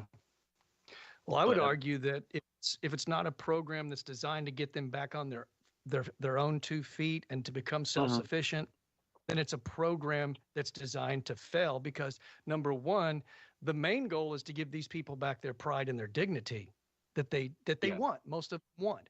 And you do that by helping them get back up on their feet and, helping them to get work and so forth. We have a program here in Tulsa called John 3:16 Mission. It's just a Christian, nonprofit organization. And that's what they do. They even have apartments that they'll put you in at basically no cost, as long as you're going through the program, as long as, and if you're an alcoholic, they help with that as well. They have a program for that. Whatever it is, they're helping you get a job. They're helping you. And see, getting that free rent for however long it takes enables you to save back money to where you can have enough money to put down a deposit and get an apartment and get back up on your feet again. Those are the kind of programs that the left would never be a part of, ever. Yeah, and it's a sad thing. We are doing this in some places, like you say, like in Tulsa, but in the places where it's needed the most, they go the opposite route. They just seem to milk. I mean, look at California. Look how much money they spend, and this giant, multi-billion-dollar, multi-tens of billions of dollar initiative. I think 40 billion over the last so many years that Gavin Newsom has overseen. That has just done nothing to fight homeless at all. It's made it worse and made it more violent to a degree, It's right. Well, what about the crack vending machines they had in New York City to help out the people that were addicted to heroin and different things? What about that? I mean, that's the solutions those people offer. Let's go ahead and enable it so that they actually eventually die, and then we don't have to worry about them anymore. That's how I see that. Yeah. I didn't hear about the vending machines for crack and heroin in New York. I'll have to look it up again. We've talked about it on the show, believe it or not. You just probably forgot about it. Maybe. I don't doubt that they have like systems where you could probably, sign up to get prescription cocaine for a while you're, coming down off your 8-ball a day addiction down to, a quarter of a gram or something. You know what I mean? I don't know. It was like you get your free needles in a vending machine and stuff. And I mean, this is what they call solutions. I'll get the information and we can talk about it further. Oh, I've seen those. Yeah. All like the drug kits that they would hand out. Yeah, for sure. I mean, I saw somebody talking, I think it was to Nick Shirley a while back, and he's like, they do all this stuff. They hand out the needles, they do all this stuff, but they never give you access to anybody that can try to help you. All they do is just try to keep the whole system going. And it is what it is, but it's a shame. 81,000 for every homeless person in the city of New York. And It was actually called the Health and Mental Hygiene. It was actually the New York City Department of Health and Mental Hygiene. They launched a public health vending machine program in parts of Brooklyn and Queens. They were free machines for harm reduction, mainly targeting for drug overdose crisis. The machine gave like out Narcan, stuff like that. fentanyl test strips. I don't know. Safer smoking sniff kits. This is where the crack pipes talk came from. So maybe it wasn't as bad as I thought. But essentially, this is like what they call a solution to fix it all. And they all never really want the human connection involved either very much. You know what I'm saying? That's kind of like that equation is gone now. They even want to put in, the left wants to put in robots at hospitals, you know, where they deliver your pills and talk to you and stuff. They already tried it once and it was rejected. They tried it in a few different places randomly. And most of the people that were sick in the hospital hated it because they wanted to have that human connection with the nurse, with the doctor, with, you know, medical professionals, not some AI robot. They need to make it more like one of those Japanese carousel restaurants, you know, where the food comes down the track and you pick what you want. What's that? I'm just half joking around, but yeah, I was thinking of those restaurants in Japan where the food goes on the carousel. Oh, yeah. Anyway, let's move on, though. United States Postal Services, they're kind of quietly doing this. I haven't heard much about this at all, but they're changing the way that they process mail in a specific way that will affect about half the country, and it will make it so that your postage stamp could be 1 to 2 days after you actually put it in the post office, you know, box, right? So in other words, for places that are 50 miles or more from the central hub where they process things, they'll only be doing a morning route every day instead of 2 a day. So the evening route where they go pick up from all the boxes, all the mailboxes, and bring it back to the processing center won't happen until the next morning. Right. So if it's tax day and you put your tax returns in the mail on the 15th, that's not going to cut it. You'll have to drive the 50 miles to your actual processing center and deliver it there to them. Okay. It's affecting mostly rural places, mostly Trump voting. Right. So, I mean, this election, every single person that puts their ballots into half the country, right, that's affected by this, every single one of them, that they vote their mail-in ballot on election day, it probably won't count. Okay. It's an interesting thing. It could sway the election in a huge way. I mean, they should have it up that night anyway, right? This stuff shouldn't be happening. Like that night, we should know who won every time. Right? It should never drag out a week. Well, it's only dragging out for a week if something sketchy's going on. Exactly. It's only dragging on in areas where it's close, or they want you to believe it's close. Have you noticed that? Yeah. And sometimes where it's not even close. I mean, and then they just make it close. You give them another week and they'll find enough ballots. That's what I meant by what they say it's close. That's what I meant by that. Exactly. Yeah. Well, the 2020 elections, presidential elections, was that way. Everybody went to bed looking like Trump was just, you know, doing a smackdown, right? And then he wakes up like he's in the bag. Yep. And can I say one thing real quick? I was correct. There were syringes placed in these vending machines, as well as cookers, ties, supplies for smoking and sniffing drugs. So all of that is a fact. I did fact check that. That did happen. So that's not good. No. Well, you know, and you see why they do it, though. They just don't want you using dirty needles. They don't want an AIDS patient they now have to take care of on top of an addict, you know? There's better solutions is what I'm saying. They could, you know, have human interaction and deal with people. It's a vending machine. It's very, very impersonal. Exactly. I mean, insane asylums aren't really a thing anymore, as far as I know. I mean, I'm sure they are, but they're nowhere near as common as I feel they should be in some cases, you know? I think they were so controversial in some cases that they just stopped doing it altogether because there was so much abuse going on in some of them. And it's really is scary. We had some of that here in Tulsa, Oklahoma at one of them. It's like world renowned for that, for some of the horrifying stuff that happened in our area. And so I guess when you give people power over people, it does tend to, bad people tend to gravitate to those jobs. And I think that's how it happens, just like pedophiles probably gravitate towards wanting to be a priest and things like that, or maybe a TSA agent who pats people down. Who knows, but certain jobs do have a tendency to gravitate the wrong kind of people sometimes. And that's why you got to have high screening. But the left doesn't even believe in screening anymore. You know what I'm saying? And they want they have the lowest expectations of everybody and everything. And DEI is a part of that lower expectations as well. Mm-hmm. Yeah, I'm thinking of One Flew Over the Cuckoo's Nest, Jack Nicholson, and what was the nurse's name? I can't remember, but she was a special kind of person. And you got to wonder, could you do that job? Because she did the job. I don't think I could do the job. I think if I was there for a week, I'd say, wow, man, I can't make a living like this. You know what I mean? So it almost takes a special kind of person to even be able to stay there after the first week when they know what they're into, It's just a horrible place. So I think that, puts such a stigma on them that we're not using them, to the degree that maybe we should in some cases.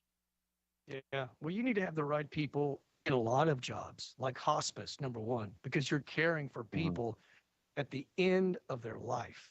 And you want to make that as comfortable and as pleasing as possible. So you don't want some non-qualified schmuck, doing that job.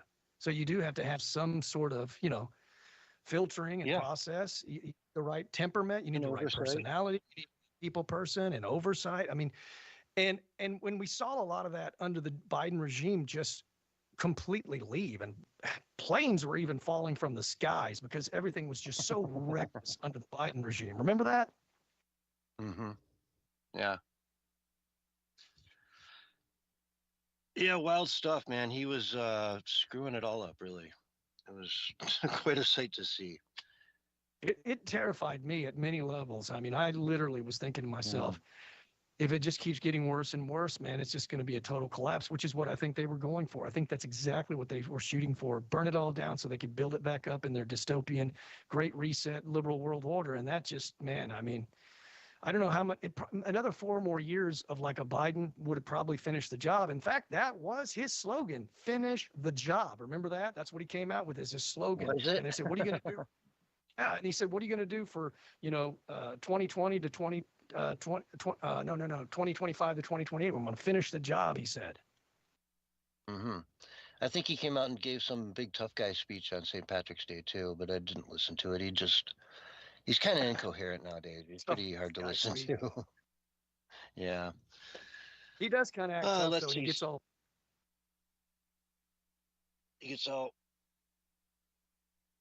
He gets all mad and screams and shouts, raises his voice, gets angry. He's got that angry voice. You know what I'm talking about. Mm-hmm. Yeah, the angry old man. Get off my lawn. That's my frisbee now. Pretty much, yeah. But he's Uncle Joe. He's loving Uncle Joe. He's compassionate and caring.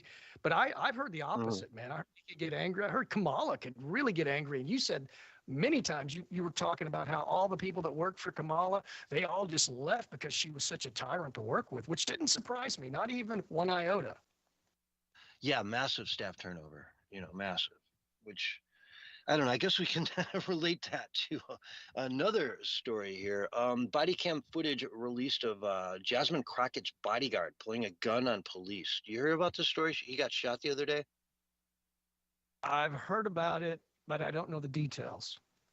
Okay, so like the head of her security, or at least one of the very senior guys in it, was this dude who, like, thought he was a cop or something. He would find work for off-duty cops, and I don't know, man. He had red and blue lights on his car and a siren, and he's using that stuff as a citizen, right? So he gets busted for that, and they try to, do the pullover thing. He runs, and it turns into a chase, and he ends up in this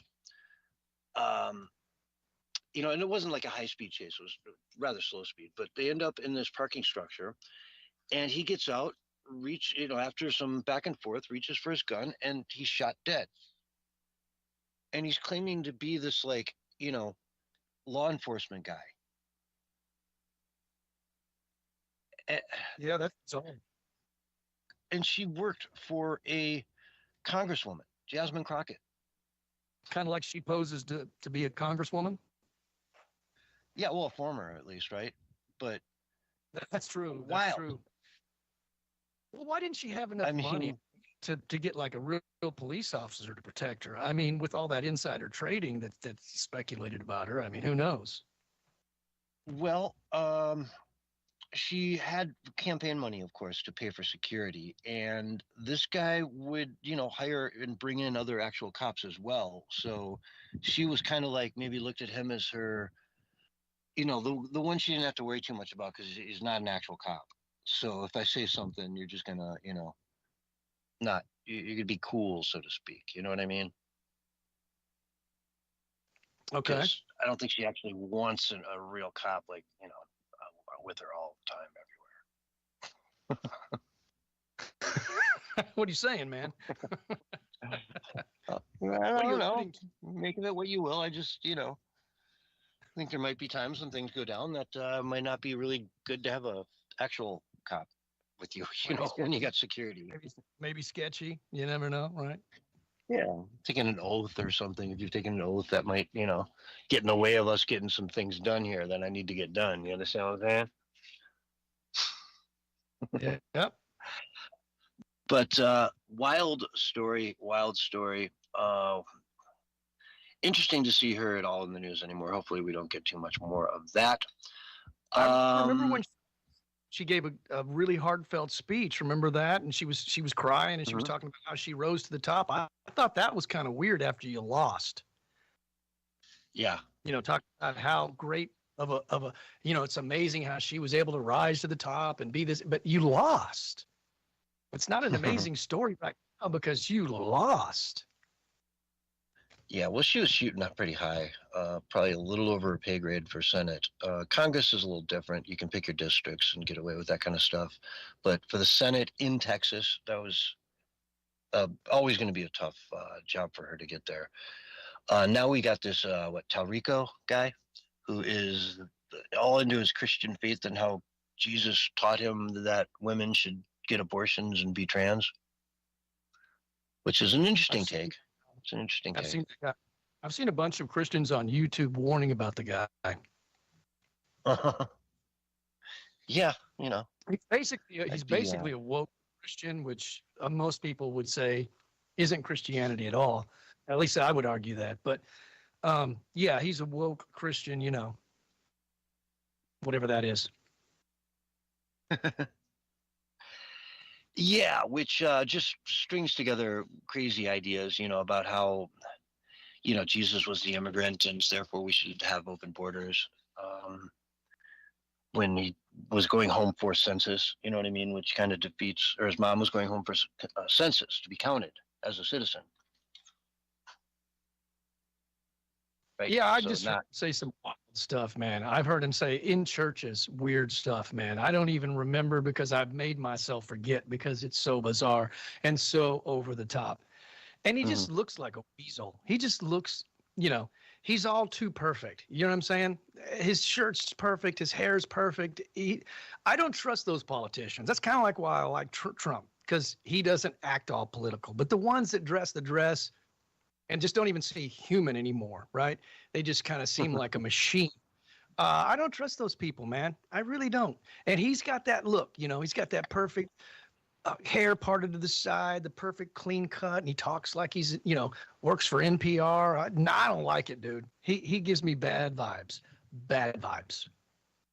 Yeah, I totally agree. And, again, good luck in Texas. It's a pretty no mess around kind of state. You know what I mean? If they can smell BS like a New Yorker can, And so good luck with that. It's going to be a good time. We had Kathy Hochul out there asking all of the Florida residents to please come back. Come back. If you're down there, man, New York is a place you ought to be. Once you spend one winter, Kathy, where you don't have to shovel snow, it's really hard to convince them to come back there. What you want to do is ask them again in the middle of August when it's 105 and 100% humidity. So that's my advice to you. Right now, they're kind of thinking they made the right choice as they're sitting on their, back porch in the sunshine, reading the news by the pool in, 90-degree weather, and life is looking pretty good. So right about now is not the good time to ask them if they want to come back to New York, where you're still getting snow.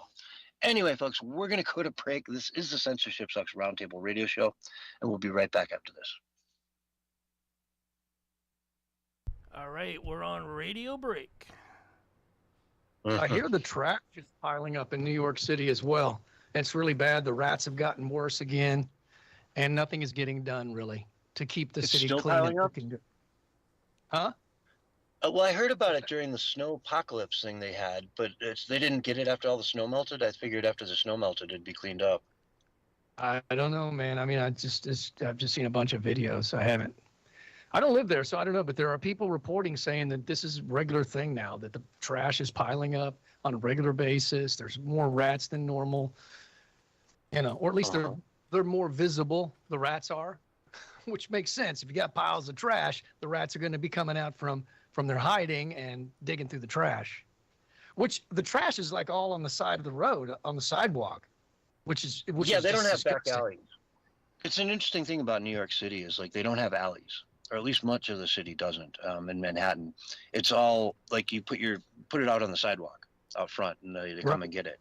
And yeah, they just pile it up because a lot of these businesses have tons of trash, and so it piles up high. It's kind of crazy. It smells. In the middle of summer, it's kind of gross. Well, But if they're it's probably cutting, New York, cutting back and they're cutting back expenses, that means they're cutting back employees. It's very possible that things are not getting done in a timely fashion like they used to. But that's part of what do you call that term where you cut back expenses? Entropy. Quality. That's what the government Budget calls shop. it. Anyway, yeah, so that's might be what's happening is they just don't have the employees to really get the job done in a timely fashion. And so there are moments where it's piling up for longer than normal. And that would make sense because, look, man, they're not making a lot of money right now. They're in the process of cutting right now. Yeah. And just increasing, all the chaos spending you possibly can, All right, we're going to lose this room, so let's go to the next one. All right? Almost thought about that. Yeah. All right. See you in the next one. All right, All right, folks. I'll close out. Hour 1 of Censorship Sucks is done, but Hour 2 is coming up. Let's get them up and rolling on Hour 2. Do.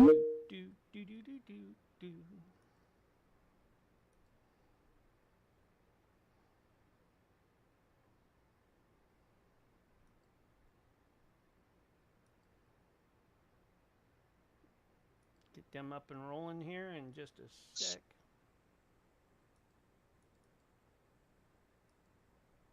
Hello. Anybody there? Yeah, I'm here. Okay. There we go. There you are, Barry.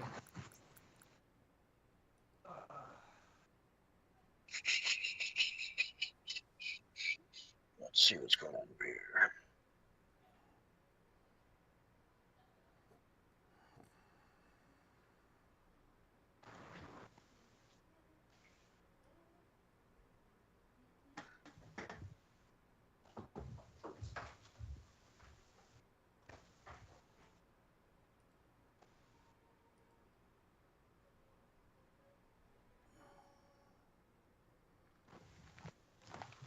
You there? Yeah, I'm here.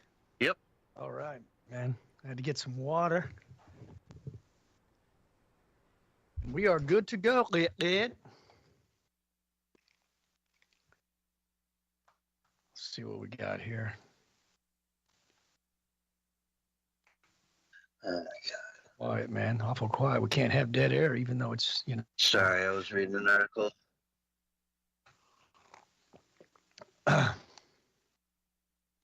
we haven't mocked the Hollyweird Oscars yet, and I'll enjoy that if we get the opportunity to do that. Oh yeah, you want to cover that? Well, I mean, just briefly talk about it if you want to. Yeah, you got it. Best and worst dress. Let's do the next half hour on that. If you get me started talking about Hollyweird, I could talk forever, man. I love mocking them and just, letting them know that their time is limited at the top. But they're getting desperate now. If you haven't noticed, I guess the money's running dry a little bit, so they're trying new endeavors.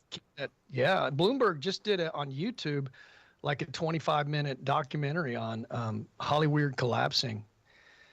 And those are some things we can talk about. Some of the stuff they talked about in there is pretty interesting. They sort of ignore the big elephant in the room, which we all know why they're tanking. Mostly, there's many reasons Hollyweird is tanking, but they ignore the big elephant in the room like they always do and pretend like everything they're doing is gold. You know what I mean? That there's other reasons for why it's failing. It's not any other reason other than times are changing. No, it's you guys are changing as well. But apparently Leonardo DiCaprio won an award as well for his celebrating. Well, we'll probably talk about that later if you want to. But it's just I'll give amazing. you the mic, man. Let's do a Hollywood corner. I'll give you the mic. You go to town, dude. I'll do some back and forth, but I didn't watch it. I did actually see an article about the top 10 best and worst dressed, and I totally agreed with it. With one exception. Oh, yeah. Yeah. Okay. Who was the best and the worst? Oh, I can't remember their names. I know the one I recognized was Alicia Silverstone was one of the worst. What's her name from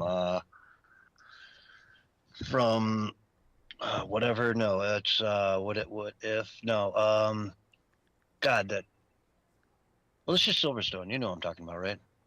Yeah. Was that? Yeah. She was best dressed or worst? One of the worst. She had a really weird gown on. Really weird looking thing. But that's weird is the Paris 2026 Paris fashion show. Uh-huh.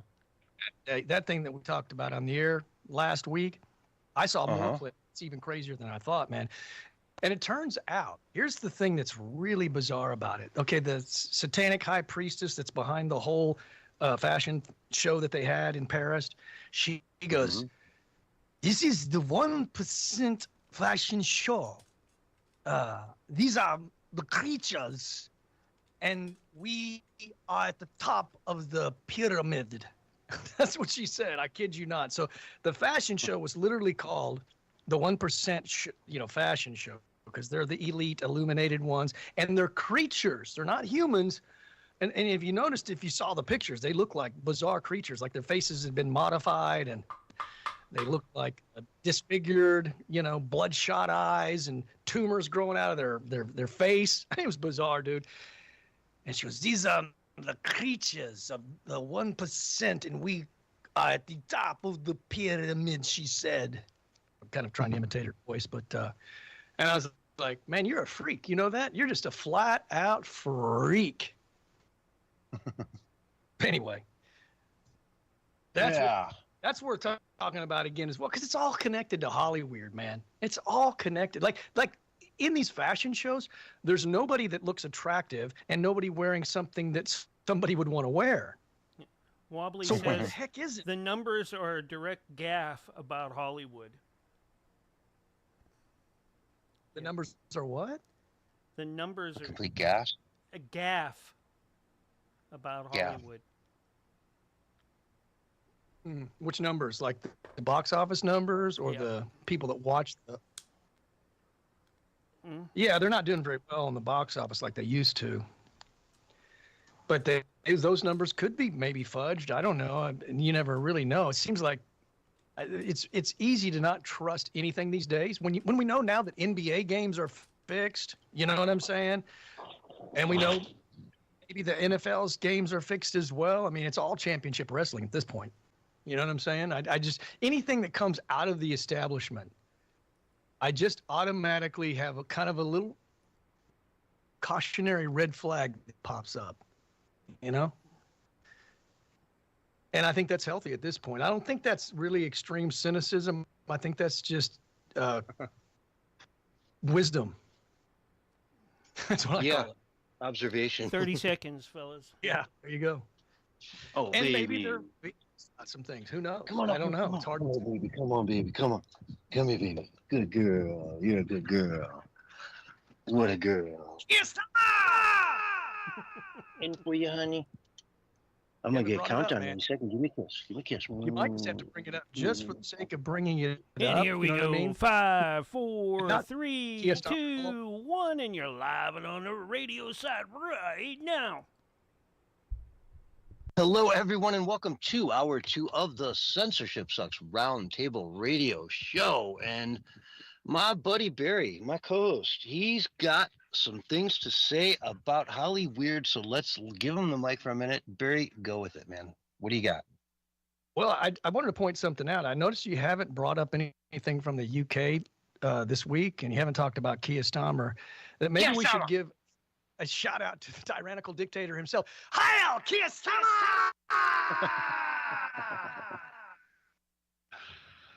Oh, yeah, the Keir Starmer. Sir Keir Starmer.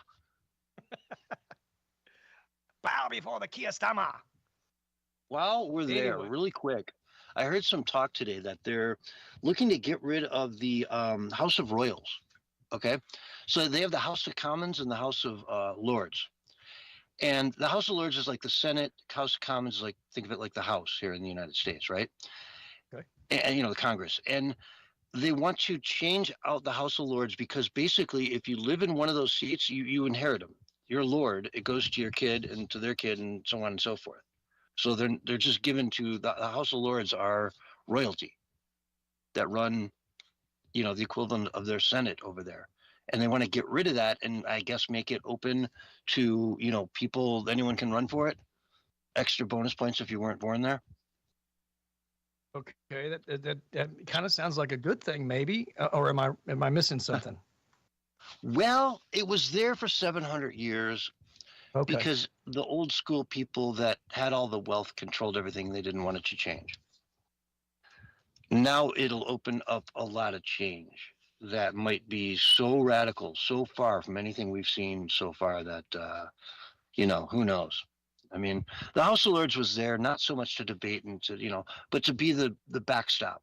If the House of Commons did something really, really stupid, they could say, hey, man, that's really, really stupid. Let's not do it. But now it might be more of a deliberative body. I don't know. It's very up in the air. I just heard about this today, you know? So while we were on Europe, I thought I'd bring that up, but. No, I mean, good change is always good. I've said many times it's a wheat and tares moment. That means good things and bad things are simultaneously happening. But at some point, one side definitely will win. But I think that's what's happening is there's this battle between good and evil, just battling it out. And so it's kind of hard to determine when you're in the fog of war, like who's winning, who's losing, and where are we really at? You know, at some point it does become clear, but it is kind of hard to determine. I've even thought, you know, 2026 has started off so strange and so bizarre that I feel like we're kind of in a moment of uncertainty and the unknown. Do you know what I mean? It's like, it's hard to put your finger on exactly what is happening and where we're actually going. You know, and so I think that's kind of like up for grabs in 2026, a lot of it. So we'll have to see what really takes place because I've said before, and I believe it wholeheartedly, 2026 will be a pivotal year. There's just too much happening. Yeah, it's crazy. This year is just, we're on the precipice of change. I had never even imagined a few years ago. I really, you know, wow. And so it's wild. It just makes you look at all of these articles and all the stories and everything going on from a brand new light. You know what I mean? I guess let's go to Holly Weird. What do you got going for us out there? Well, let's segue into that. What's happening to Holly Weird is it's collapsing, you know, and even Bloomberg did a 25-minute documentary on this fact that it's dying out. They kind of ignore the whole giant elephant in the room scenario, which is they're making films that nobody wants to watch, and they're just so propaganda filled and so woke that nobody's interested in them, and they're ruining every good thing that Hollywood has created. And they only have prequels, sequels, and remakes to really, that's pretty much all they do. Either that or they do some massive propaganda film like the Leonardo DiCaprio film that came out that won, I think it won actually some sort of Oscar for I don't remember what it was for, but it's basically celebrating domestic terrorism against white Christians, according to Breitbart.com. And this is the kind of stuff, like we said so many times before, Hollywood and the far left, they celebrate the bad guys, man. You know, they celebrate terrorists. They celebrate criminals. They want to protect the criminals and let the innocent people just remain vulnerable. It's bizarro world. Complete and total bizarro world. And then you had Conan O'Brien. He was basically hosting the thing, which he's probably a better choice than most as far as, you know, somebody who's not going to be too terribly woke, but he made a pretty bad joke about Charlie Kirk. Well, at least some people took offense to it. I didn't. He mentioned something about, hey, if you don't like the Oscars, Kid Rock has his own Oscar show going on. You can watch it. You know, it kind of fell short. It really wasn't that funny. But then he also made a joke about, he said this is the first time ever that someone from Britain hasn't been nominated for an Oscar or something like that. And he made the comment, something to the effect, I can't remember how he tied it all together, but essentially that at least in the UK, they arrest pedophiles. I was like, whoa, dude, like that's not happening here in America, in Hollywood. And I was like, well, that was pretty bold, you know. And what was funny about that was you had about half the people applauding and clapping. And I was like, really? You guys are against pedophilia? I mean, is the far left? That was a cut against Joe. That was a hit on Trump, though, right? He was saying Trump's a pedophile; they're not arrested, you know, right? Or he's walking free.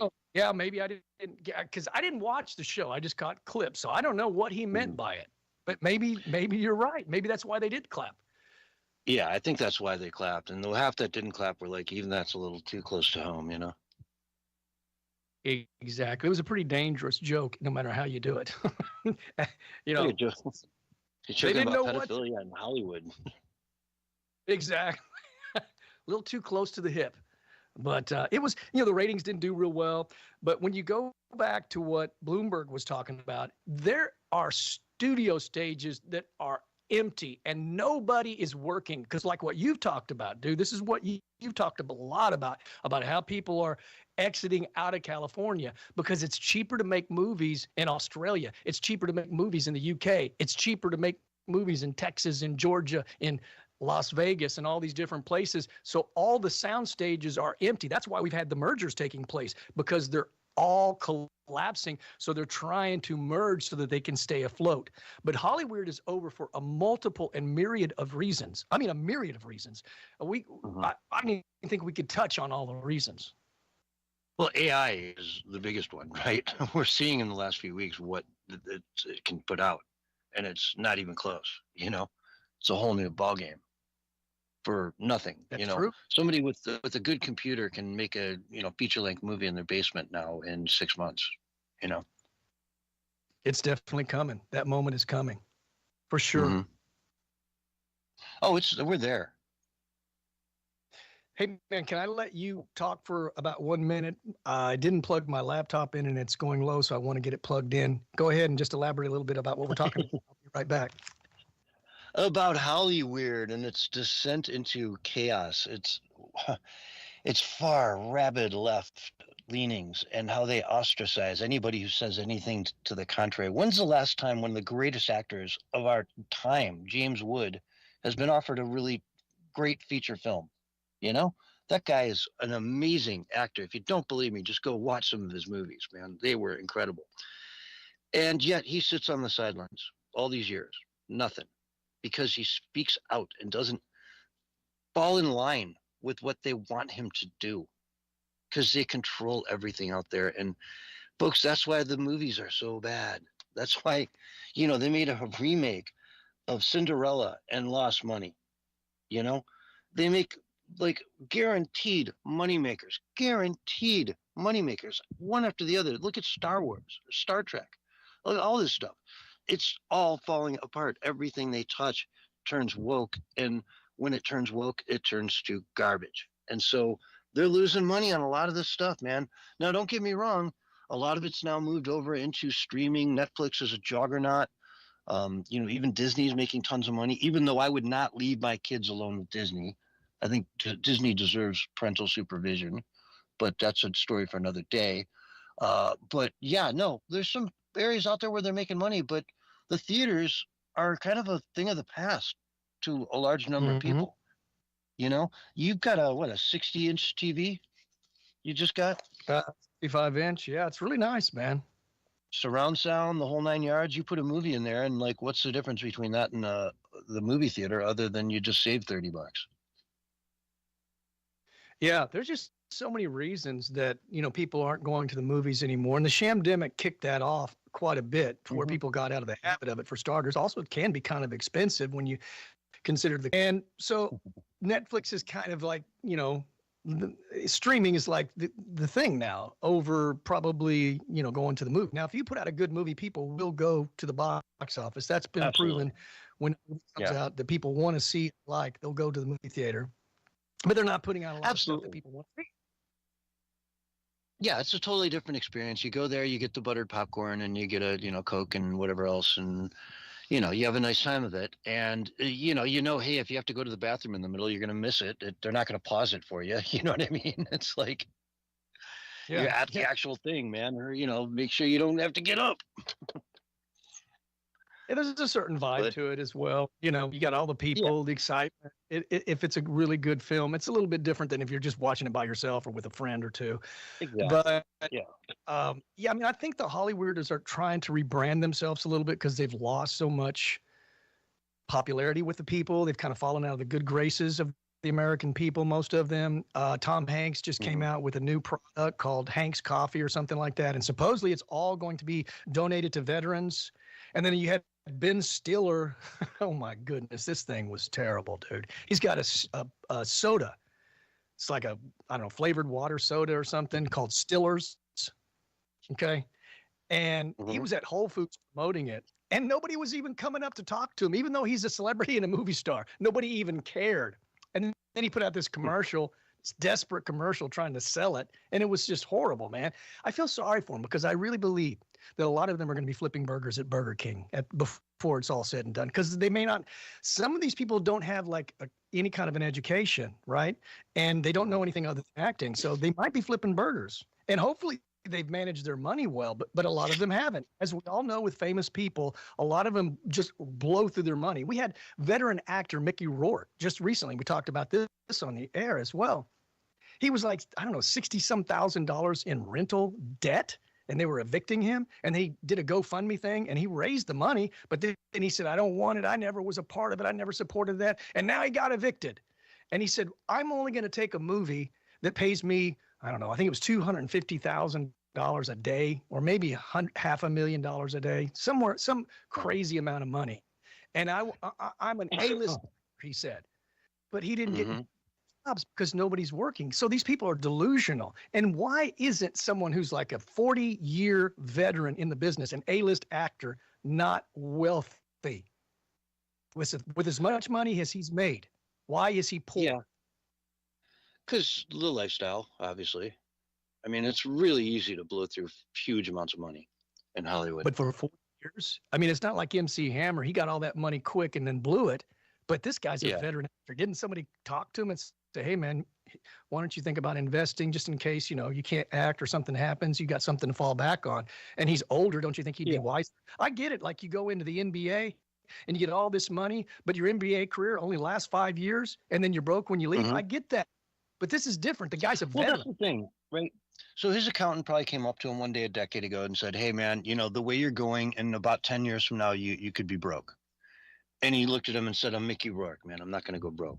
Don't worry about it. Right. Yeah, and then the 10 years go by. He doesn't get that break he was looking for. And boom, you're broke. I think it's extreme narcissism, exactly like you're saying. And the very fact that he goes, well, I'm not going to take a job to pay my rent, just any job. I need a job that's going to pay me $500,000 a day because I'm an A-list actor. And just totally ignoring the fact that Hollywood is collapsing and nobody's getting that kind of money right now because the jobs aren't out there. I mean, maybe if you're Ben Affleck and Matt Damon, you're getting more jobs than somebody else. But as a general rule, most people are having a hard time working. And that goes from the actor all the way down, from the sound people to the lighting people to the assistants to everything. They're all getting almost no work in Hollywood.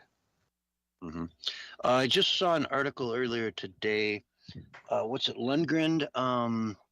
Vance Lundgren or something, that big Austrian dude, the blonde hair. You know what I'm talking about?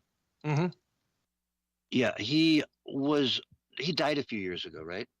And he sold his likeness to, a studio, and they've just put him in another movie that's coming out soon. And he's in it, even though he's died. So dead actors are getting the jobs that some of these, Mickey Rourke might have gotten. I think that Matthew McConaughey just he patented his "Alrighty then" slogan, so that nobody can use it unless they pay for it. I don't know if it's "Alrighty then." It's not "Alrighty then." It's some slogan he does. I think that's Jim Carrey, "Alrighty then," but it's something like that. Jim Carrey for sure. But it's one of the things that he says a lot of. Like I said, I'm not real big on Hollywood, but I think it's great that they're collapsing, because what that really means is that the baton has been passed and the monopoly of Hollywood is over, and the playing field is now being leveled, and we're going to have much more diversity and much more better films that are more story related and not so much just special effects and car chases, which I think would be great as well. I'm sure those films will be out there as well, but we're going to have more diversity. We're going to have more new ideas, fresh ideas, and there'll be competition, healthy competition, which will be fantastic. So the monopoly of Hollywood is over. Yeah, I mean, have your AI thing build you a little desk with a bidet built into it right there, and you can just go to work with AI making movies all day and run your creativity through the moon. You can write books and tell stories and, turn them into full-length feature films in your spare time, because all you have is spare time, because your robot does everything for you. Right? It's kind of a crazy world. We just spend all day watching each other's movies. What else are you going to do? I guess you get outside in nature, if there's going to be 10 billion robots, I don't know, how many are we going to have? Because they're trying to reduce our population, if you haven't noticed, and they definitely believe that we need to, but they want 10 billion robots? Yeah. Don't they have a green footprint too somehow? I would imagine they do, since they're battery operated. Yeah, exactly. And also, what's the AI in them? It should be open source code. It should be accessible to everyone, to at least audit, right? We can't have these black box systems and the stuff where no one really knows what's going on because it's proprietary. No thanks. You know what I mean? So it raises a lot of questions. And, Hollywood's going to feel it first. Like you were talking about the music industry as well. I mean, I can't tell you how many of my friends just make music for fun. They'll spend an hour at a time just making songs because it doesn't cost anything and it's fun. That's right. Well, that's another good thing about the technology. People can do stuff out of their home studio, and that's given people that would never have a chance to show what they can do. Whereas before, man, it was multi-million-dollar studios, and studio time was expensive if you wanted to get that studio sound. But now somebody just out of home can get a sound pretty darn close to what they get in a professional studio that's mastered and edited and recorded in a professional studio. Very close. Yeah, I was just listening to NPR the other day. Yay, NPR. They were talking to this lady who just signed a record contract, and she doesn't even know music, right? She just made an AI that sings for her and puts this music together, and record label signed the AI. And so now she's got a Hollywood, gig, and all she ever did was sat in front of her computer writing prompts. Wow. Kind of crazy stuff. It's coming, man. Yeah, well, it's a good thing they haven't given the AI rights yet, because then she wouldn't get paid. That would be the AI that got paid. Well, that's another interesting aspect of it, right? Yeah. Go ahead. Well, who's going to end up owning all this stuff? That's all I was going to say. Yeah, it's an interesting aspect to it you bring up. It's complicated. Complicated times are coming, and I've tried to tell people for the longest time, man, especially to the younger generation. I said, man, you're going to have to deal with moral issues and stuff that we never had to deal with when we were growing up, because it's going to be a whole new world, a brave new world, probably, and that's not a good thing. Skynet is real and it's coming. And if if you doubt me, just go watch Terminator again, man. Other than the time travel, it's all coming, man. It's all in the pipeline. So, folks, this is the Censorship Sucks Roundtable radio show. We got to go to break. Oh, we'll be back with more right after this. So stay tuned. We're on radio break, and Roger wants you to do a show on social engineering. Okay. Okay. Any aspect of it that in particular? You've been talking a little bit about it. He goes, but you keep tippy-toeing around it. Just do it. Yeah. All right. Well, it's definitely happening. There's no question about it. I mean, that's why you got the zombies and the normies out there. Yeah. They've been programmed, socially programmed from pretty much from birth, and with media, with how much media has grown, it's like a double-edged sword. On one hand, it can be used to wake people up, and on the other hand, it can put people to sleep. And that's why you have the clash now. For any opinion, I can find you two, sources that'll give you the opposite story. Exactly. How do you do that? How do you fix that? Good question, man. A lot of questions. Wobbly wants to know when Glenn Beck's going to release his version of AI. And I'm like, I wonder if that AI will look like Colonel Sanders also. It'll be the Blaze. The Blaze, yeah. Where it flips between him and, what's the other guy's name? I can't think of his name now. Oh, man. He always has him sitting across the desk from him. I can't remember what his name. He has Stu? a show. He has his own show too. Stu. No, it's not Stu. It's the other guy. Oh. He's an older guy, real older guy. Yeah. Yeah, Stu's kind of young compared to this guy.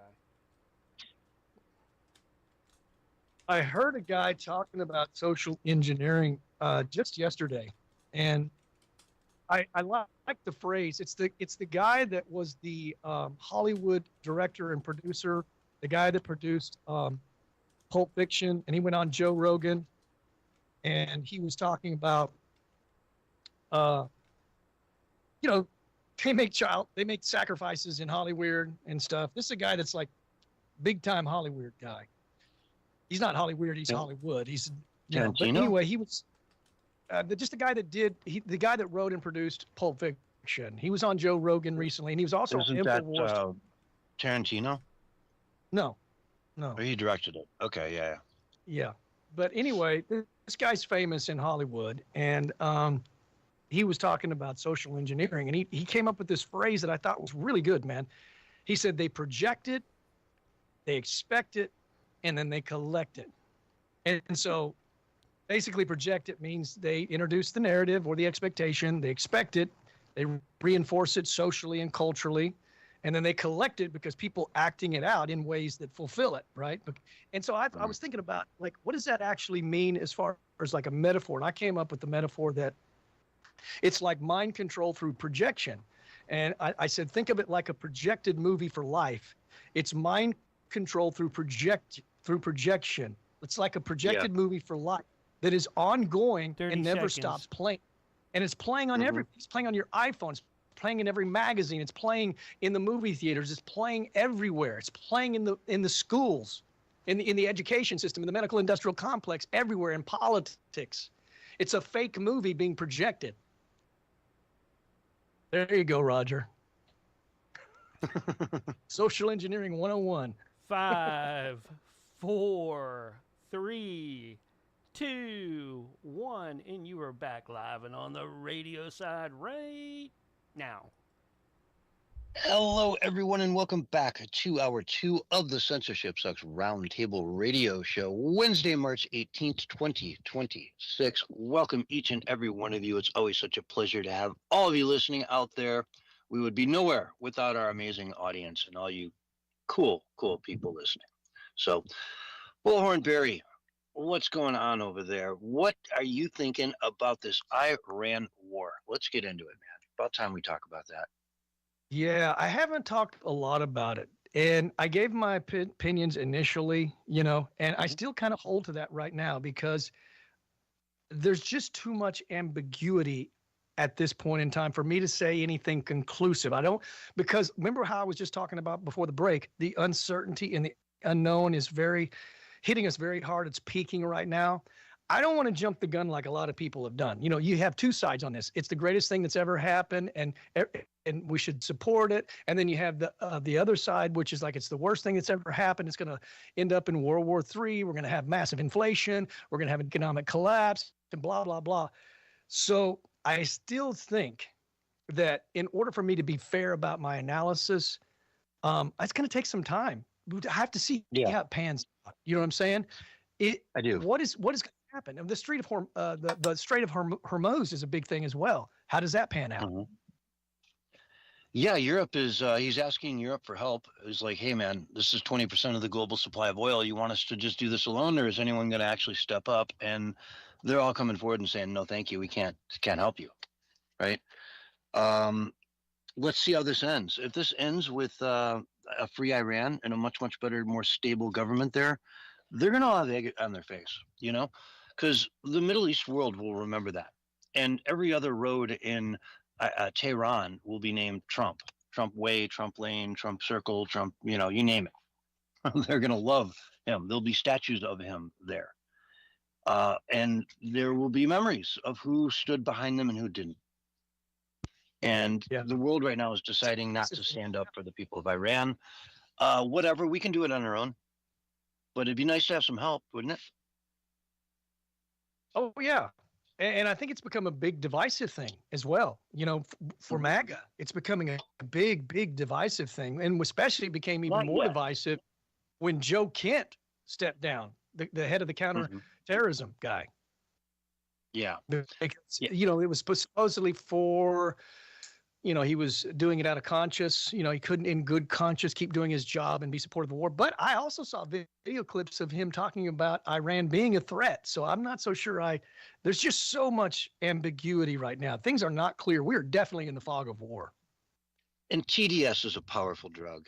You got to remember that, man. It's a real powerful drug. You get those cameras in front of you and you say something bad about Trump and boy, they light up and they want more, So you get all the bookings, you get all the good stuff, you get all the treats, you get your name out there and limousine rides and you name it. But at the end of the day, I think I agree with you that it's early now. I'm wishing things would be a little bit better now, a little more clarity, a little more, let me see the people on the streets. I did see them burning down some of the headquarters the other day, doing some things along those lines. But, they had announced that there's this new supreme leader, the Ayatollah Khomeini's son, and he could be very good because apparently he's gay. Have you heard these stories? I have not, man. Impotent and homosexual. So, but apparently he's also possibly lost one of his limbs in a bombing and has been flown off to some hospital somewhere for surgery and is in a coma. Maybe no one's seen him. They had that cut out box frame of him that's been making most of the appearances in his place. So, yeah, we'll see how that goes. I just wish there was more clarity on the ground, more. Of just a sense that, hey, something happened here that gives us all hope. They're going to vote. They are admitting that defeat is here, and let's just have an election, something along those lines. I'd love to see an election scheduled in the near future, done fairly. The red dye on your fingerprints, right? One person, one vote. Got to have ID to vote. All that good stuff. In person. No mail-in, nothing, all counted by hand, and then everyone has an election that they can trust, and guarantees that they'll follow every 4 or 5 years thereafter. Put in a new constitution and let's start over. It would be the most wonderful thing in the world if I saw any of those things start to happen. Then we know that victory is there. It's coming. But I thought all I'm Trump hearing now is Europe saying no, we don't want to help them.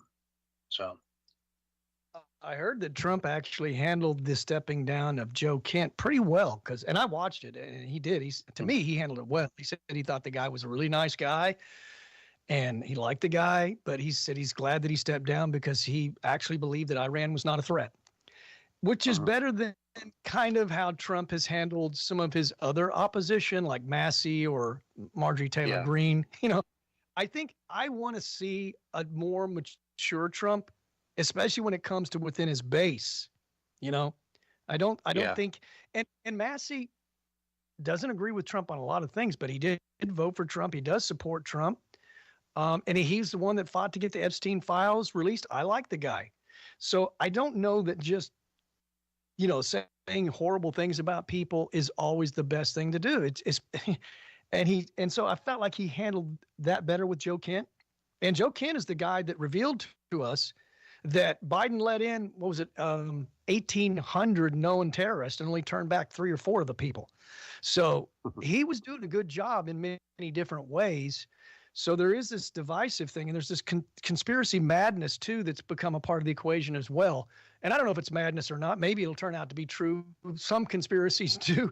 I tend to think that Netanyahu is still alive, but the big thing is people don't believe he's alive because there was a video, looked like AI, they said, where he had 6 fingers. But if you inspect it, it wasn't his finger. It was part of his hand that looked like a finger, and it was because I saw one that looked really, really fake.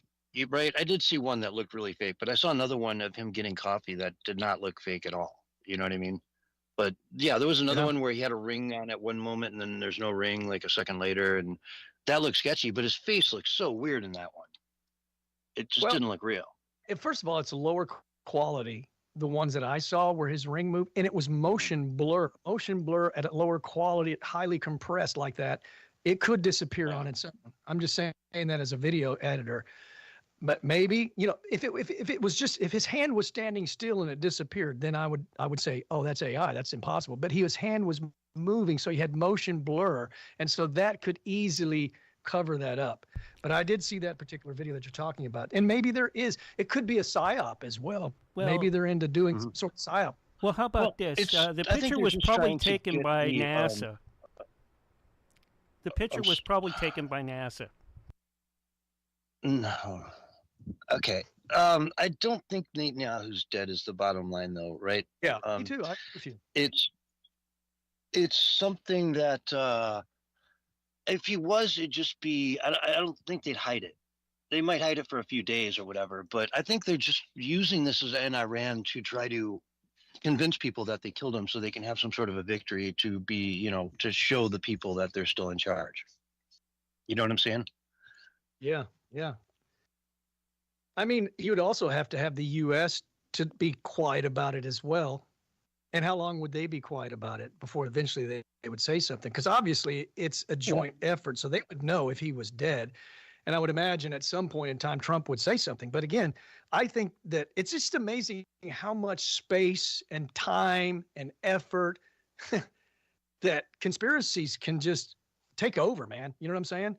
And forget about the real issues, and they'll just hyper focus in on Netanyahu being dead or alive. I don't know, just me. Yeah, it's just, I think it's propaganda out of Iran. If he is dead, then, so be it. They'll piss off Israel in a huge way, and probably Trump in a huge way as well. And the retaliation for that would be massive. So I think they're better off if he's not dead, because if it can be shown that Iran, got through and somehow killed him, then the retaliation will be insane. It'll really get ugly fast. Clearly, he would already have taken action. Clearly, based on their point of view. I'm not saying that's my point of view, but based on their point of view, that they're connected at the hip. Yeah, exactly. Which I think they're starting to have some division between what they're seeing as what needs to be done to Iran. So it'll be interesting to see how that plays out. I think they want to go a lot further than Trump does. So, yeah. Yeah. Joy Reid the other day, unemployed Joy Reid had a wild take on Iran. She said basically that the women there have it really no worse than America's women, right? I heard. Yeah. We have secret police here that'll kill, a mom just trying to drop off her kid at school. And so does Iran. And on and on and on. Stasi's. It's just shocking. I think if they played this stuff for any woman living in Iran, they would just laugh their head off and be like, what is this woman on? What universe do you live in, lady? I don't know. Yeah. Kind of funny. Do you know anything about Iran releasing hostages? Because I heard somebody on X talking about it, and he somehow made a racist thing about it. And he said, Iran did an amazing thing. He said, they released all the black hostages and said, we don't want to hurt the black people. We value the black people. He goes, but in America, they don't. And in America, Americans are racist towards black people, he said. This is a black American who said this. And I was thinking, what are you talking about? You're literally telling me that black people are being oppressed here in America, and Iran is, I guess, not racist, but America is. I don't know, man. People are just going off their rocker lately, dude. I mean, I guess that's the bad part of everybody having a voice is you get stupidity mixed in there. Yeah, exactly. And I don't know. But have you heard that? Have you heard that there were hostages? Not really. No, Yeah. I heard nothing about any hostages that were released. There probably are some political prisoners over there, people from the media and whatnot who've been falsely arrested over there and detained and are still sitting in a prison, if they're still alive. But no, they wouldn't call them hostages per se either, right? Like I said, I haven't, I don't know. Yeah, and for them to release, the black ones because they put out a statement that they care so much more would be completely them just trying to rile up the left here in America, because they know the frigid, the far, far left is pro IRGC.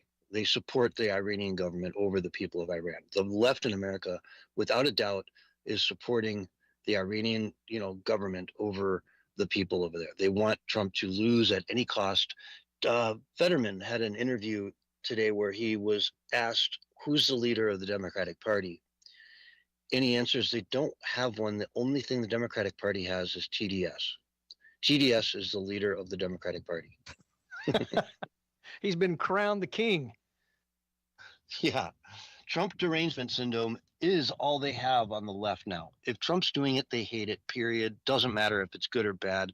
The SAVE Act, 85% of the people out there want it, right? They want voter ID when you vote, show ID in person to vote. And they're fighting it. They're still shutting down the Department of Homeland Security or major parts of it. Heck, TSA is in shambles right now. Have you seen some of these lines? I mean, Atlanta, Georgia is like 6 hours to get into a flight today. And again, it goes back to that uncertainty, unknown time that we're in right now. But eventually this moment of uncertainty, this sort of limbo that we're in, right? We're gonna come out of it, and we'll have a better idea of where we're headed after that, I think. Hopefully, man, we need to be headed in a really good direction because we're going to be celebrating the 250th year anniversary, man. And we need to have some wins behind us. That's going to make a big difference, man. Yeah, hockey's great. We're sweeping hockey, but we need some, wins out there for a place like Cuba to be free again, for Venezuela to be free again, for Iran to be free again. If those three things if they get accomplished, the world will be such a better place. By any measure you can think of, the world will just be a better place. So, yeah, maybe, we get it done, maybe we don't. How could the left possibly criticize that after they killed, like you said, 40,000 innocent women and children? Iran did. If they're free and they have real democracy, how can they complain about that? Yeah, it gives validity to their death. They died for something at that point. rather than just another massacre. Oh, yeah, But that's a good point. Yeah. It wasn't in vain. In other words, their protest that they made, their peaceful protest was not in vain, even though yeah, many of them died. all 40,000 will be remembered. I mean, I'd put 40,000 stars on the flag if you can, you know? Oh, yeah. They should maybe put up a big giant wall commemorating them, you know? Oh, yeah, absolutely. An entire museum dedicated to how this happened so other countries can come and study it and learn from it and go do the same thing where they live so the whole world can be free. You know, how many people really want to live in one of these totalitarian Muslim, oligarchs where you are told that if you're a woman, you can't drive a car, you can't go outside without covering yourself, uh, on and on and on. You can't go out without a man's permission. You can get married at 15 or 9 in some of these places. You can marry a 50-year-old.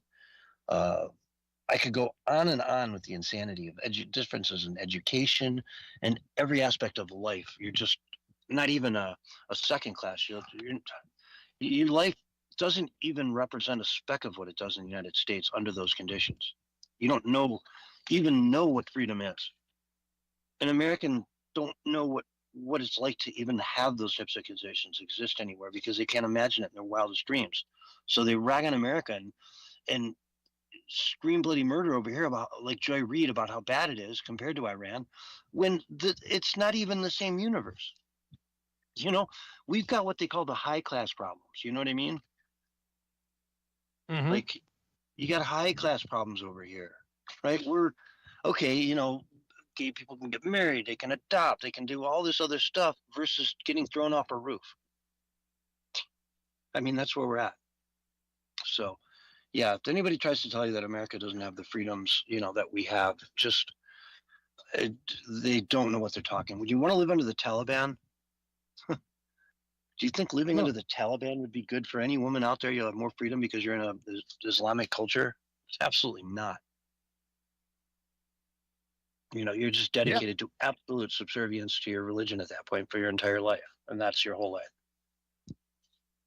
I think one of the things the left had a hard time combating was the many Iranians from all over the world celebrating this opportunity, for them to be free finally and to be shed of this dictatorial, leader that had been ruling with an iron fist over them. So they had to deal with that, and they didn't do real well with that. You know what I'm saying? I mean, whenever that was brought up, they kind of shut up because how do you say, you're not for the women being free? I mean, how do you when you're the left? Yeah. Because you're supposedly all about women, right? And women's rights. And yet you don't seem to be so when it comes to Iran. Ask them what a woman is.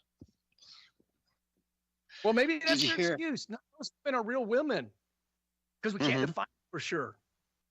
Uber just came out recently and said they're going to offer a new feature, which is that if you're a female, you can request a female driver. And everyone's like, okay, great. What is female?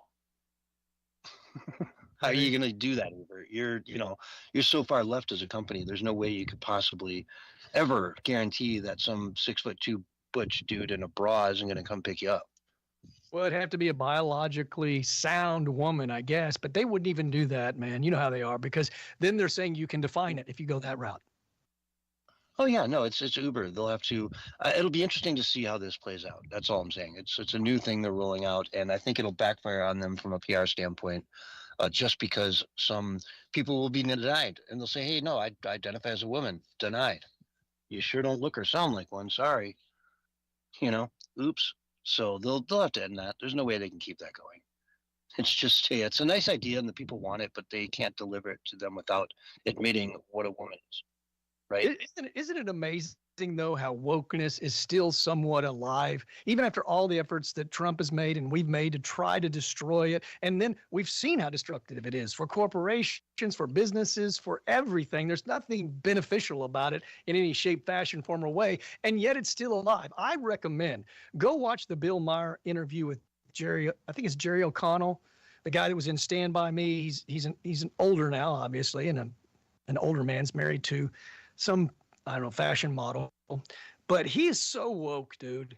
I mean, even Bill Maher just tore him apart, man. I mean, and I was feeling sorry for him because, all of his masculinity, he's kind of a masculine looking guy. He's a big guy, he's muscular, but yet he's been totally softened in all the wrong ways by the left, by the wokeness. And I felt sorry for him, you know. And his wife obviously chastises him all the time whenever he tries to say something that might be even a little bit not woke. And so he just rips him apart, man. But this is the mentality of these people, man. They're so weak and pathetic, man. They don't even know what it is to be a man. Forget about what is a woman. These woke people that are men don't know how to be a man. They don't even want to be a man. They want to put on one of those things that they have at Southwest, you know, fake breasts so they can breastfeed their children. Yeah, it's wild stuff. And I did see that interview. It was only like 30-second clip, but yeah, it was interesting to see. He just kind of like, my wife and my girls were, you know, hitting on me and, you know, pissed off. And it's like, okay, they're hitting you and they're pissed. But yeah, you know, enough of Hollywood. Let's get into some really spicy stuff. Tucker Carlson. Okay. He's saying the CIA is coming after him. They've been, you know, listening to his calls or his texts and stuff. And what apparently went down is that Trump brought him to the White House and told him explicitly that America wasn't going to do anything about Iran. So then he went back over and contacted some of his people in Iran and said, hey, I think you're safe. Don't worry about it, kind of thing. And that's when all of the Ayatollah and all his 50 top people met together. We wondered why they had the, you know, audacity to meet like that. It's because they had a bit of an assurance from possibly Tucker here that they would be safe to meet. And instead, that room was blown up. So in essence, they're saying that, you know, Donald Trump knew what Tucker was going to do. So he set him up, sent him on his way. The guy basically, if this is true, committed treason against the United States. And because of that, Khomeini and all his top people were killed in one fell swoop.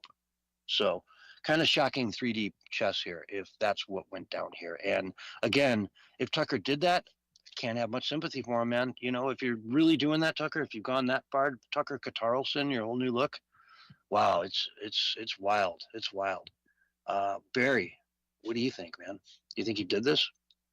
I'm not buying it for 1 second. It sounds like a Mark Levin talking point, who I can't stand, who basically wants to cancel and censor anybody that doesn't agree with him. It's leftist stuff that Mark Levin supports. He supports literal canceling, like the radical far left did under the Biden regime. So it sounds like a Mark Levin talking point to me.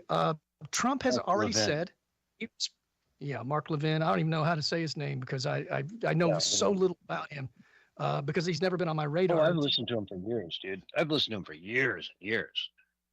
Until I heard him start talking. Until I heard him start talking about how he wants to cancel people and we can do that and who says we can't, censorship. That is not MAGA at all. That is not freedom. So I have no respect for that guy whatsoever.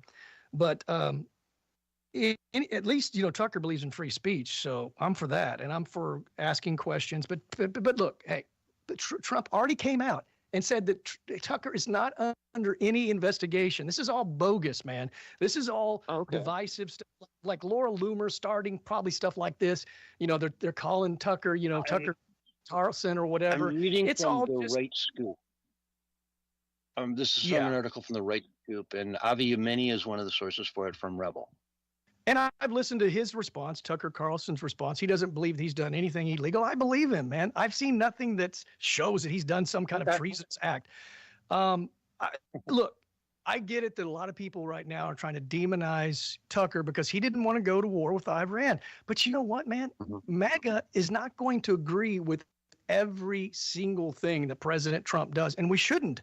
If we don't agree with him, we should say we don't agree. It's just that simple. And so I don't want to demonize everybody that still likes Trump. And Mark, by the way, Tucker Carlson said, I still like Trump. I voted for Trump. So I don't think this is like all anti-Trump stuff from Tucker.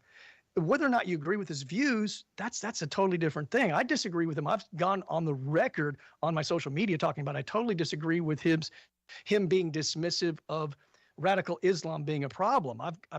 But look, I don't just totally throw the baby out with the water. I just, it's whatever that saying is. I think I said it wrong, but anyway, it's like he does a lot of good still. He's still exposing a lot of things. I'm not going to agree with him on every single thing. I don't know what I agree with Mark Levin about, or Levine, or whatever his name is. Everything I've heard from him, everything I've heard from him so far, I haven't liked. Because I've been listening to him for years. I mean, he does 3 hours a day, and if I can catch him on a road trip or something, I used to download him a lot when I went for like hikes and stuff. And I've always found him pretty well entertaining and a good listen. Now, if he's saying some things recently along the lines of everyone should be censored, yeah, I want to hear more about that. I want to learn more, but not above criticism. Folks, we're all out of time. This is the Censorship Sucks Roundtable Radio Show. We will see you on Sunday night. Thanks so much for listening. Stay tuned. Thanks, guys. I'm just I like Thank we you, had Mark. some worried about my there. timer And it over was here good. at the top. We're gonna That get makes cut off good here radio. pretty Yes, soon. dude. I'll get this up and out later on tonight or early tomorrow, so I'll catch up with you later on and get Jack up and on a roll here. All right, Mark. All right? Have a good night, guys. Thanks for everything. All right. And that proves, dude, that we're not like conspiring together as well.